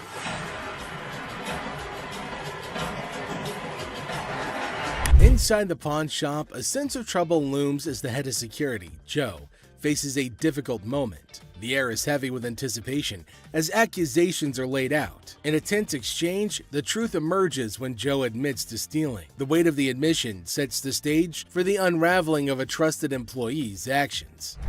The detectives call in uniformed officers to put the cuffs on.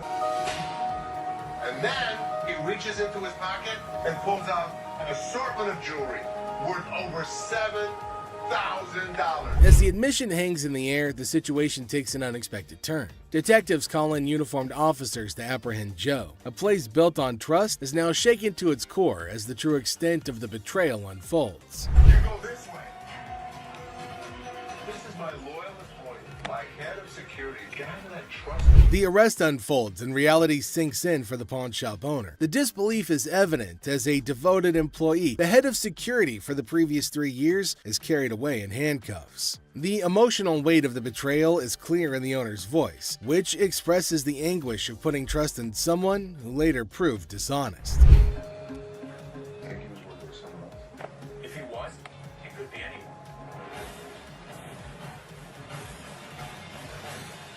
As the scene unfolds, questions linger in the air. The owner ponders the possibility of Joe working with someone else, leaving the situation shrouded in uncertainty. The aftermath of the betrayal raises concerns about potential accomplices and adds another layer to the unfolding drama. The final seconds leave the audience in suspense, contemplating the true extent of the security guard's actions. Are you her customer or mine? I'm talking to you. Come on. This lady got so irate because she wanted to be next in line. She wanted to be first. She felt that she was the most important out of every customer. You're next in line, so I'm gonna be right with you. Okay, well, come on. It doesn't matter. What the are you? You're not the police. I can talk to whoever I want to talk to. What are you going to do? You already know. In the opening scene, Ashley is at the counter with a lengthy line of customers. A sudden disruption occurs when a black woman attempts to cut in front of everybody else. Ashley confronts her, asking, "What are you doing?" The woman becomes upset, but Ashley firmly asserts, "You can't do that stuff here." Goodbye. Come back here. Let's talk right now. Take the receipt. What would you like to do with it, ma'am? I want to pay. Well, you have to go to those windows. I'm not, no. I come to this line any other time. Not at this window. It's Okay, well, I'm not going to stand in the line. in the wrong line. Get in the other line. And I'm not going to get in another line. I'm going to walk straight up to the damn window. We won't take you. The woman continued standing in line at the counter. Les approached her, inquiring about the situation. She explained that she wanted to pay, but refused to move to the next window. Les informed her that in the pawn shop, crossing others in line isn't allowed, emphasizing the importance of waiting your turn. Care of you. Well, y'all just told me something. See this lady here? All the other customers. Okay, and I always come to this line. I'm sorry. You have to stand in the other line. Okay, well, I'll be back before y'all close. You can do whatever you want in this line. She can't. Can't wait your turn. We'll be back later. Following the interaction, the counter, starting with tension, concludes with an assurance of excellent service. This final part encapsulates the roller coaster of emotions within a brief time frame, showcasing the highs and lows of customer interactions. In the electronics section of the store, a customer named Robert engages in a conversation about a TV with the store employee. The casual tone sets the stage for what seems like a routine interaction. The customer questions the TV's price, sparking a humorous recount of a previous encounter where he claims to have purchased the same TV for a lower price. Can I help you? Who are you, man? And then y'all gonna sell it for $400? You gonna make that much profit off me? As the dialogue unfolds, the customer expresses dissatisfaction with the marked up price, claiming the store will profit significantly from his purchase. A manager steps in, attempting to resolve the situation. Tensions rise as the customer questions the legitimacy of the price hike and demands a resolution, emphasizing the financial disparity between his purchase and the intended selling price. Out here so fast. Out by who? Who are you? Les asserts his role, introducing himself and trying to understand the customer's concerns. The customer, however, remains skeptical, challenging the legitimacy of the store's actions. The language barrier becomes a point of contention as the customer questions whether the manager understands English. The atmosphere becomes charged with frustration and confusion. The customer threatens to take the TV and leave without making a purchase. The manager issues a stern warning, asserting that any attempt to take the TV without completing the... Despite the warnings, the muscled individual made his way over to meet Les to complain about equipment he got from the store that got busted. Somebody bought this. This piece of junk I bought in here just a couple days ago don't work now. It's broken. What is it? Little ab lounger I bought here, man. Workout. In the midst of the pawn shop's hustle, a burly customer approaches Les with a complaint. He's upset about a busted piece of exercise equipment, an avian. Enter the family feud. Ashley drops the bomb on her brother Seth, calling him a hypocrite. But why? Well, he casually throws around $880 for a painting, while Ashley, according to her, can't even snag a deal for $30. Sibling dynamics at their finest. Kidding? We'll put it around the federal corner. We're gonna make $1,000 plus on the deal. Really, Ash? You know I'm gonna be upset. The plot thickens as Ashley's farming labels. There's two guys out here that are saying they were scammed out of their laptops, and that whoever did it is working with one of our guys. You want to come out and talk to him? Thank you.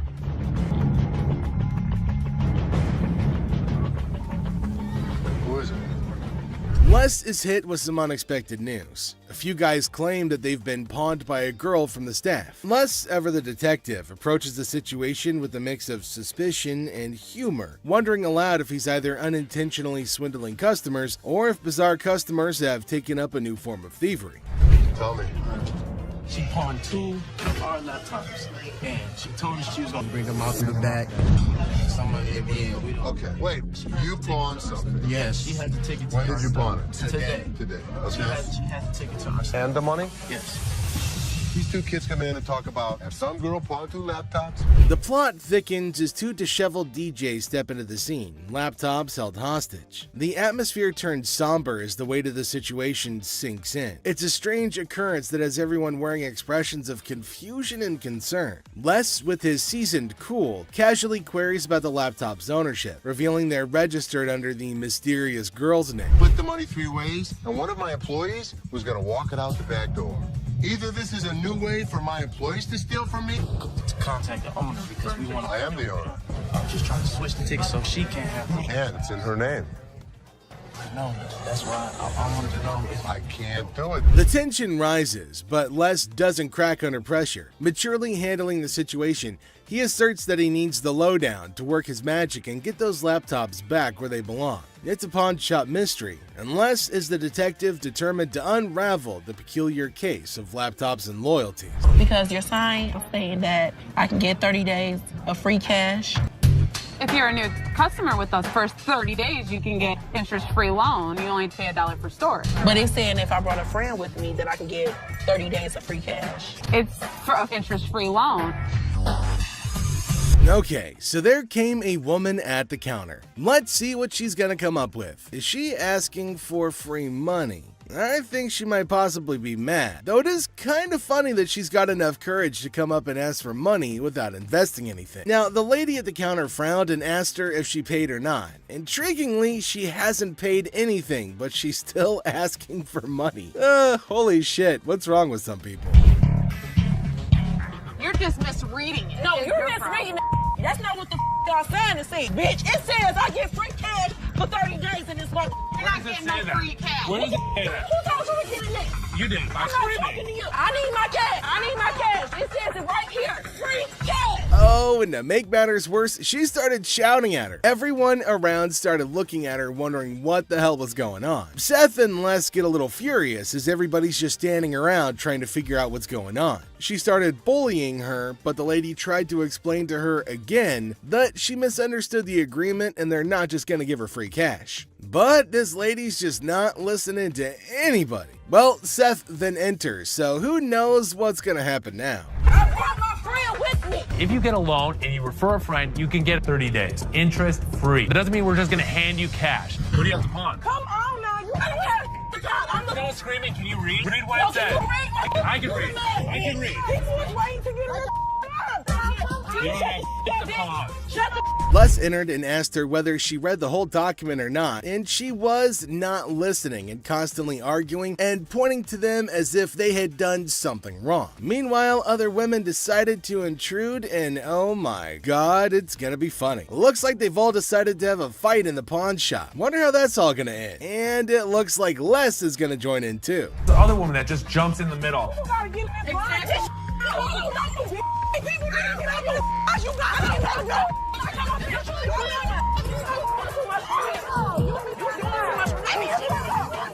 Leave me on the lawn, bitch. No, bitch. Leave me on the lawn, bitch. I'm from the way, bitch. All you need to do is read. Now see, the other women get in and start shouting at her as everybody behind her was waiting for her to get out of the queue. So they started fighting, and now they're all having an immense fight. Everybody around is watching and laughing at them. Well, the guard had to go and break everything up. Well, at least they're all gonna get treated the same way, especially the one who created the mess. Pretty sure they're gonna hold him up and throw him out. And there they go, they're still shouting and fighting with each other as well.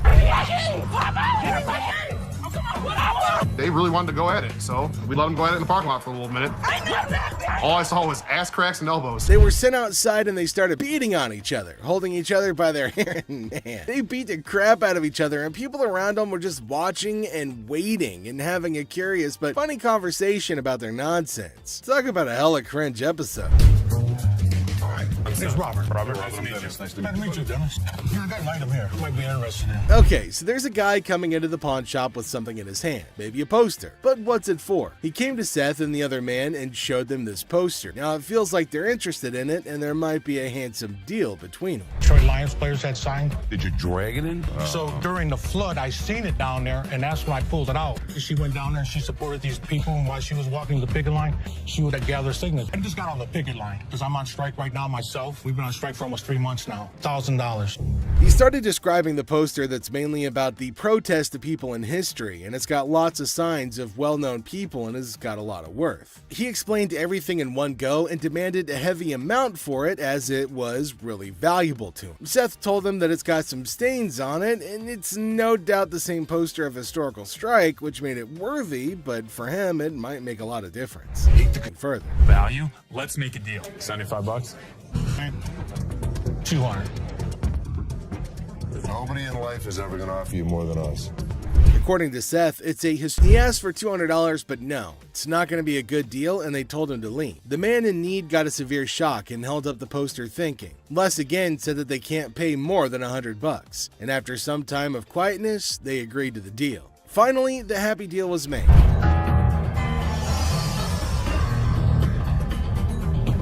This is the guy? Right there. Here they come again.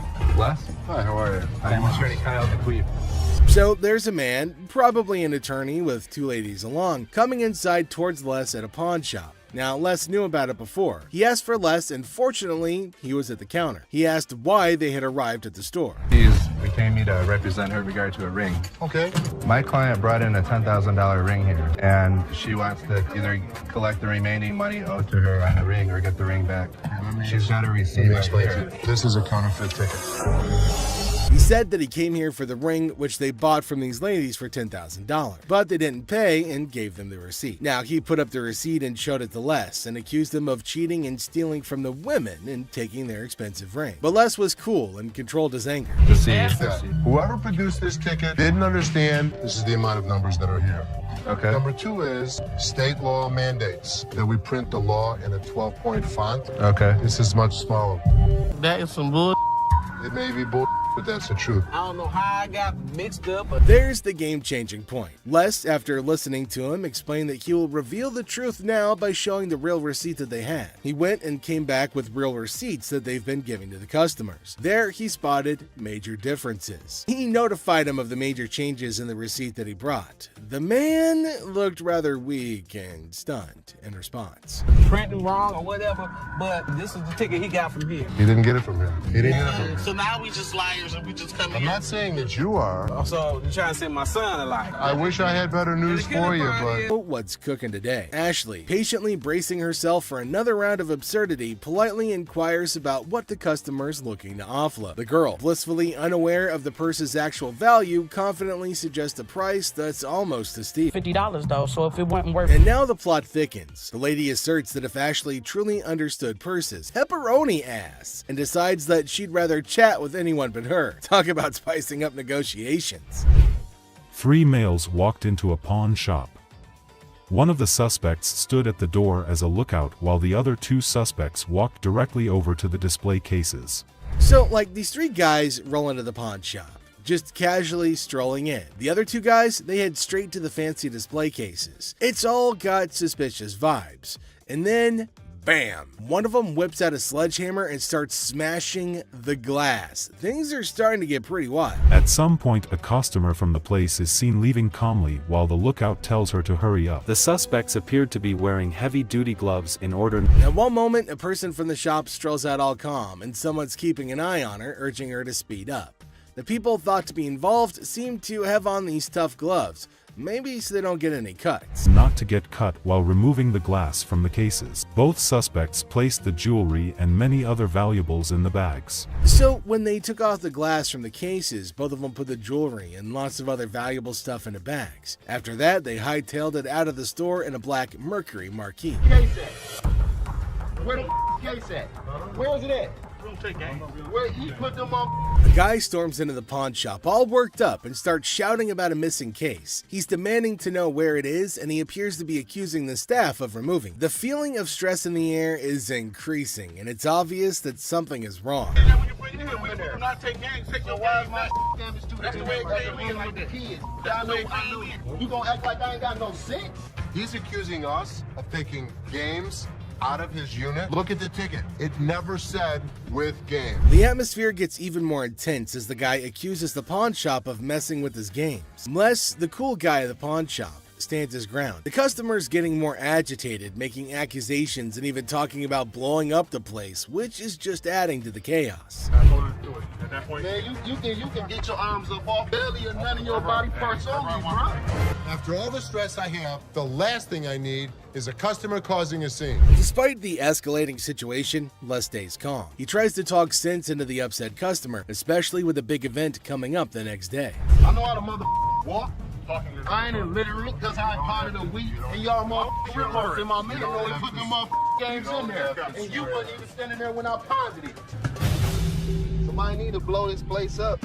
Threat to blow up the place. Les, rightfully concerned about the safety of everybody, asks the guy to leave. Security becomes a priority, and the customer's demand for his belongings takes a back seat to the potential danger that he's creating. It's a challenging moment for Les, who's just trying to manage the chaos caused by an irate. On the way, asks for $400 again. Les stands firm, offering him the same price, which leads to a bit of yelling. The guy, feeling frustrated, calls the place bull ass and expresses his discontent. Feels disrespected, using strong words and even threatening Les. Les, staying cool, suggests maybe he should have been given $400, hinting at a broken lamp that needs payment. The situation gets intense, with the guy considering if he should have. The guy, still upset, leaves the shop, but not without some fiery words. Les reflects on the encounter, realizing maybe he should have given $400 to avoid the chaos. The drama ends, leaving behind a mix of emotions and a used watch. Life at the pawn shop remains unpredictable and full of surprises. How you doing today? hey, pretty good. How are you? Real good, thanks. I'm Les. That's Randall. How are you? Randall, oh, you got a hell of a grip. Wow. What the hell is it? Call it a ring. Okay. I didn't think it was a bus. How'd you get it? I just got it. This guy smelled like a brewery. Okay. How much did you want? I'd like $500 for it. Why? Why? Because I need it. Yeah, I got you. 2 DUIs. A person walks into the pawn shop, catching Les's attention. Things start getting interesting right away. The person wants $500 for a ring and shows it to Les. Les, being curious, asks where the ring came from and why they want to sell it. The person gets really mad when Les asks questions. The intensity in the air rises as the person angrily explains why they're selling the ring. Les stays calm, making it a surprising and dramatic moment in the pawn shop. Well, if it was gold, I'd give you more than $500, but it's not real. I know it's worth $500 and you're gonna give me $500. Well, actually, if this was gold and it was brass, it had no value. I understand. You have court issues. The problem is, I need $500 for it. I'm sure you do. Man, I don't know why you do. As the conversation continues, Les drops a bombshell. He tells the person that if the ring were real gold, he'd offer a whopping $2,500. Feeling a glimmer of hope, the customer suggests, just give me the $2,500 then. Expectantly awaiting a positive response, Les, with a touch of humor, reveals the harsh reality. He explains that the ring is fake, not even worth $500, and he won't pay that much for a counterfeit ring. You gotta give me something for it. I can't give it to you. I'm sorry. Give it to me anyway. Man, you can give me something for it. No, you give me something Just don't for beat it. on the glass. This guy was drunk. You give me that ring back. Give me that. It's the. Ow, I ain't going nowhere. Man, get away from me. Get out of here! I go, man! You man? In the midst of the ring discussion, a security guard quietly enters, taking a position behind the customer. The customer, desperate, pleads with Les to give him something for the ring, but Les, staying true to his detective skills, rejects the plea, emphasizing the ring's fake nature. Les, sensing trouble, comments that the customer seems drunk, adding another unexpected twist to the escalating situation. As the rejection sinks in, the customer, unable to contain his frustration, sits on the floor, declaring that he won't leave. The tension peaks as he becomes increasingly aggressive. The guard steps into action, forcefully dragging the defiant customer out of the store. But despite being escorted out, the customer continues to yell and make a scene. Oh boy. I see you sweating. Yeah. Must be hot outside. No, I was doing karate outside. You're doing karate? And judo. I'm Bruce Lee's sister. Really? Yeah. As the door jingles, a woman strolls into the pawn shop rocking winter clothes in the summer heat. Now she's chatting with Les, teasing him about the sweltering weather. She even claims to be so what you got? The atmosphere takes an unexpected turn when the woman unveils a unique item, a mysterious fox mink. Les, unfamiliar with such creatures, engages in a lighthearted conversation to understand more about this fox mink, the woman of its history. Les, playing the role of the detective, subtly negotiates and gathers information to figure out the best deal. So, how much did you want for it? $50,000. The encounter concluded with the woman deciding to part ways with her fox mink. Les, using his seasoned charm, finalizes the deal. The quirky tale of the winter-dressed woman and her unique pawned item adds an unexpected twist to the usual pawn shop routine, leaving both parties with a memorable experience. Woman comes in to sell me a high-end bottle of liquor. Ma'am, I'm Is that what you're saying? They're You have no respect. When you want to take a person when they die, fit the liquor inside the bottle. and anytime you're going to belittle a person. Ma'am, I didn't belittle you. As the door chimes, the woman confidently walks in, clutching an empty liquor bottle. She aims for a bold move, attempting to pawn the bottle for a cool $100. Les, with his discerning eye, swiftly rejects the proposal, explaining that a filled bottle would fetch a better price. The woman, not thrilled with the response, raises her voice, demanding respect and expressing her discontent. I'll give you $100. It's not worth more than $100. Especially when you say I wouldn't give you $100. Don't you ever walk up to my Baby, dad. hey, baby, don't point your finger. Life after this, Ma'am. don't you dare ever Ma'am, come in you here are again. in my face. I don't care, you're in my dad's store, and don't you ever think about coming in here You know again. what? Turn your ass around, badass out the door now. Nowhere, Ashley steps up like a superhero. Now, she doesn't just cool things down, she straight up shuts the woman down. With confidence, Ashley tells her to leave and never come back. Suddenly, the chaos turns into quiet thanks to Ashley's quick and firm action. Son of a bitch. Where the hell is he? Rich! He's on the floor. People are waiting to pay us for their merchandise. He's not there. We're losing money. I've had Rich's back. In the heart of the pawn shop, Les faces a moment of frustration and disbelief. The absence of Rich, a trusted ally for over 2 decades, leaves Les feeling betrayed. The urgency of customers waiting to make payments adds to the tension, and the weight of loyalty becomes a central theme in this unexpected turn of events. Since the first day he came here, over 20 years ago. I feel betrayed.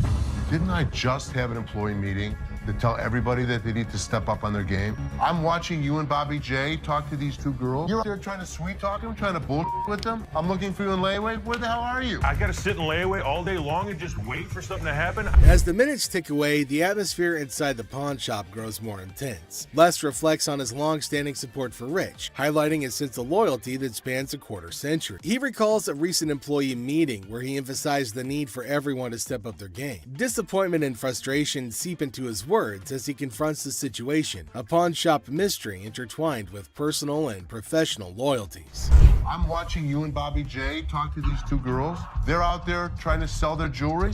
You're out there trying to sweet talk them, trying to bull with them. They end up walking out the front door. You put me in a position that you were the next to go. In this pivotal moment, Les delivers a stern warning to a fellow employee, Bobby J. The scene unfolds with Les observing interactions and attempts at sweet-talking customers. The threat of termination determination looms as he recounts the consequences of letting down the team. The dialogue underscores the severity of the situation and the potential impact on job security. Tension rises as Les grapples with the repercussions of the unfolding events. Rich, I'm out. Tell your dad to off. You up your job. As the confrontation escalates, Les draws a line in the sand. The ultimatum is clear: compliance or termination. The final seconds capture the raw emotion and frustration of a loyal employee who feels unappreciated and misunderstood. He knew he was in trouble once we walked through that door. Joe, did you steal from me? Tell me the truth.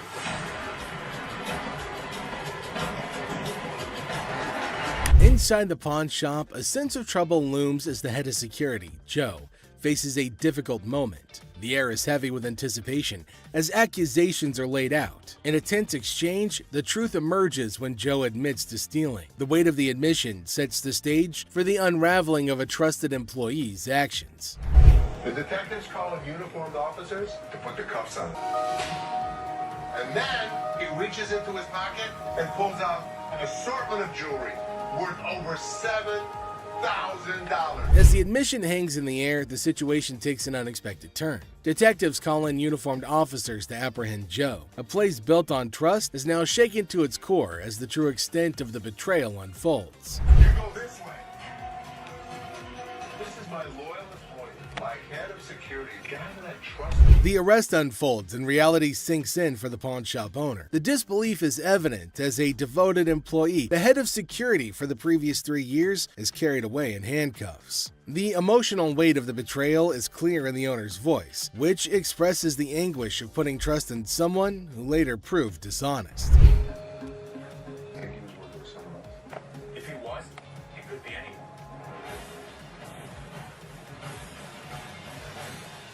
As the scene unfolds, questions linger in the air. The owner ponders the possibility of Joe working with someone else, leaving the situation shrouded in uncertainty. The aftermath of the betrayal raises concerns about potential accomplices and adds another layer to the unfolding drama. The final seconds leave the audience in suspense, contemplating the true extent of the security guard's actions. Are you her customer or mine? I'm talking to you. Come on. This lady got so irate because she wanted to be next in line. She wanted to be first. She felt that she was the most important out of every customer. You're next in line, so let me be right with you. Okay, well, come on. It doesn't matter. What the are you? You're not the police. I can talk to whoever I want to talk to. What are you going to do? You offer it now. In the opening scene, Ashley is at the counter with a lengthy line of customers. A sudden disruption occurs when a black woman attempts to cut in front of everybody else. Ashley confronts her, asking, "What are you doing?" The woman becomes upset, but Ashley firmly asserts, "You can't do that stuff here." Goodbye. Come back here. Let's talk right now. Take the receipt. What would you like to do with it, ma'am? I want to pay. Well, you have to go to those windows. No. I come to this line any other time. Not at this window. Okay, well, I'm not going to stand in the line. In the wrong line. Get in the other line. And I'm not going to get in another line. I'm going to walk straight up to the damn window. We won't take you. The woman continued standing in line at the counter. Les approached her, inquiring about the situation. She explained that she wanted to pay, but refused to move to the next window. Les informed her that in the pawn shop, crossing others in line isn't allowed, emphasizing the importance of waiting your turn. Care of you. Well, y'all just only see this lady here? All the other customers. Okay, and I always come to this line. I'm sorry. You have to stand in the other line. Okay, well, I'll be back before y'all. In the interaction, the woman eventually complied and moved to another window. Les, taking action, instructed the workers at that window not to accept her payment. He firmly directed the woman to wait in line like the other customers, reinforcing the shop's policy on fair and orderly transactions. Thank you, sir. Thank you. Thank you. Thank you. Yeah, jackass. Take your bitch. Take yeah, that's you. And get it to you. You make me. We don't, sir, we don't want please. this. You can take this stuff. Sir, listen. Listen. I don't know what the problem was. As the interaction begins, the customer expresses gratitude, but the tone takes an unexpected turn. Tensions rise as the customer's language becomes confrontational. The shopkeeper, addressing the situation calmly, refuses to tolerate mistreatment. The dynamics shift from appreciation to conflict, showcasing the challenges of customer service in a brief yet intense moment. Came in here, tried to spend my money is what I did. That's what I did. Okay. And instead of trying to come in here, I'm not even talking to you. I need Need a liver transplant. Why? Seriously? They didn't even look at these cards. Sour Patch Kids. The narrative unfolds with the arrival of another customer, visibly intoxicated. The shopkeeper navigates the encounter with a mix of tolerance and assertiveness. The customer attempts to engage in banter, revealing signs of alcohol influence. The shopkeeper, unswayed, maintains composure and subtly addresses the situation, highlighting the challenges of dealing with individuals under the influence. Not even out here, so I get this $30. Not paying on my. $50 for that. Jeff, take him out, please. Better not put his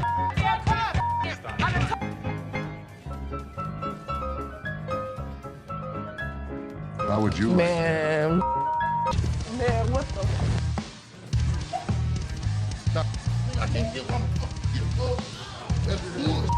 In this segment, a discussion ensues about cards and a potential liver transplant. The shopkeeper encounters a situation where the customer's intentions are unclear.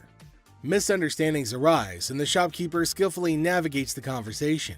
The dialogue touches on humorous elements while portraying the complexity of communication in a retail setting. I might not make it in this. What, is it, ma'am? Is it? I don't know. You tell me. Man, come on, you the dude with the ponytail? The wife's racking my nuts on the telephone constantly. Tie 2 earrings in your ears. Does it matter? Just take it off, put it with mine a little bit, let it get a little bit more weight to it, and go ahead and give me my money. Does that make sense? Right this way. Man, you can't come back. Damn this! Go out my way now! One of y'all touch me! I'll break this. I'm more than happy to go to the ends of the earth for you. When you come in like an ass, you be walked out like an ass. The scene takes a surprising turn as the atmosphere shifts. The shopkeeper reassures the customers that, despite challenges, the store is dedicated to going the extra mile for them. The encounter, starting with tension, concludes with an assurance of excellent service. This final part encapsulates the roller coaster of emotions within a brief time frame, showcasing the highs and lows of customer interactions. In the electronics section of the store, a customer named Robert engages in a conversation about a TV with the store employee. The casual tone sets the stage for what seems like a routine interaction. The customer questions the TV's price, sparking a humorous recount of a previous encounter where he claims to have purchased the same TV for a lower price. Are you kidding me? So you're making a $310 profit off me? Bull, man. Can I help you? Who are you, man? I come in here 2 weeks ago, just like I told this gentleman. Do something with your hair, man. And then y'all gonna sell it for $400. You gonna make that much profit off me? As the dialogue unfolds, the customer expresses dissatisfaction with the marked up price, claiming the store will profit significantly from his purchase. A manager steps in, attempting to resolve the situation. Tensions rise as the customer questions the legitimacy of the price hike and demands a resolution, emphasizing the financial disparity between his purchase and the intended selling price. Brother, where's your receipt? Can you not understand English, my brother? No, I can't, my brother. I don't believe that he wants a TV for nothing. I'll just take the TV, man. No. The customer threatens to take the TV and leave without making a purchase. The manager issues a stern warning, asserting that any attempt to take the TV without completing the Okay, so whose ring is this? My grandma's. Oh. So you want to just pawn it, right? Because you want to be able to get it back? Yeah. It's not real. What you mean it's not real? It's not real gold. Ashley breaks the news that the ring isn't real. The person gets upset, saying it's not fake. Ashley suggests pawning a TV instead, but he questions why he should. Despite Ashley's efforts, the man gets angrier, repeatedly telling her to lower her voice. Ashley asks him not to point fingers at her face, but he ignores her. We've got this episode where a heavily muscled individual made his way over to meet Les to complain about equipment he got from the store that got... What is it?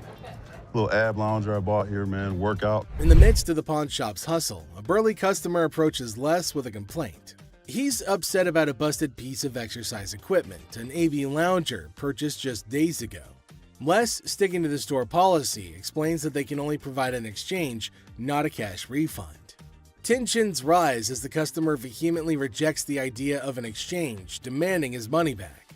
They can only hand over another item in place of the faulty one. If you had the receipt, I could give you an exchange. I could give you something. I don't want an exchange because it's probably going to be some again. How about you just get my money?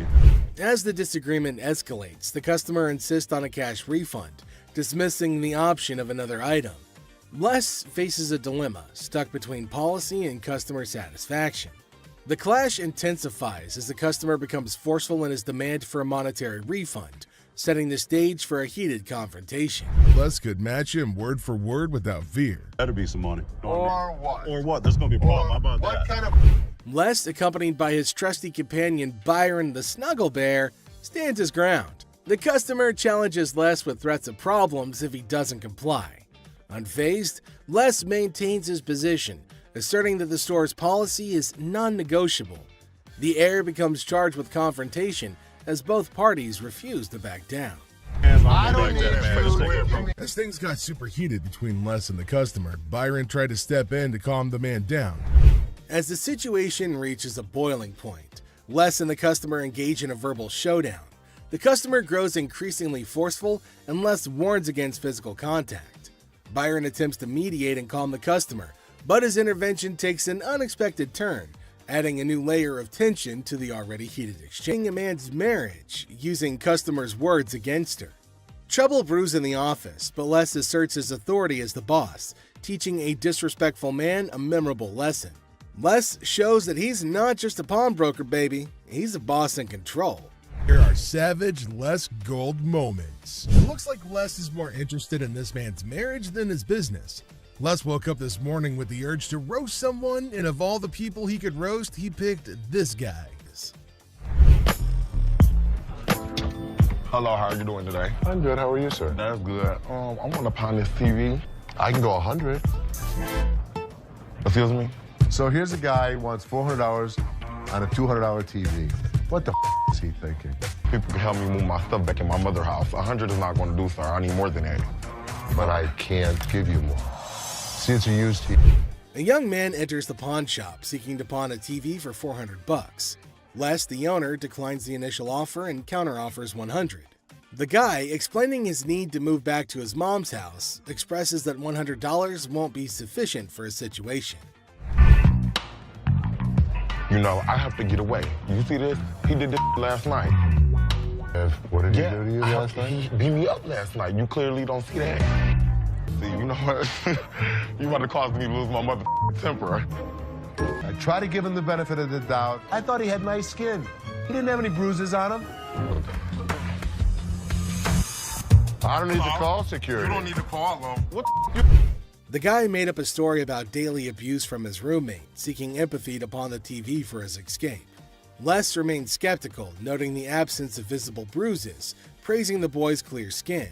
In response, the boy, feeling cornered, requests the involvement of security, hinting at a potential dramatic turn of events. you gonna do? What, you from Africa? Oh, okay. Anyway, like I said, can you give me the 400 you paid? We sell them for $200. Hold on. Y'all. Thank so much. Fred. Have a nice day. You. Thank you. You better lucky I'm gonna throw this big mother at up. Where is my key? Les, trying to find a middle ground, offers $125, but the boy declines and insists on calling the guards. Les, unfazed, reveals the presence of the guard behind the boy. The situation ends with the boy taking the TV and leaving the pawn shop without the need for additional security intervention. Why won't your fat ass take it off? You work here, ain't you getting paid to do this? I look like a butler to you? I don't give a my gonna come in here and get this motherfucker.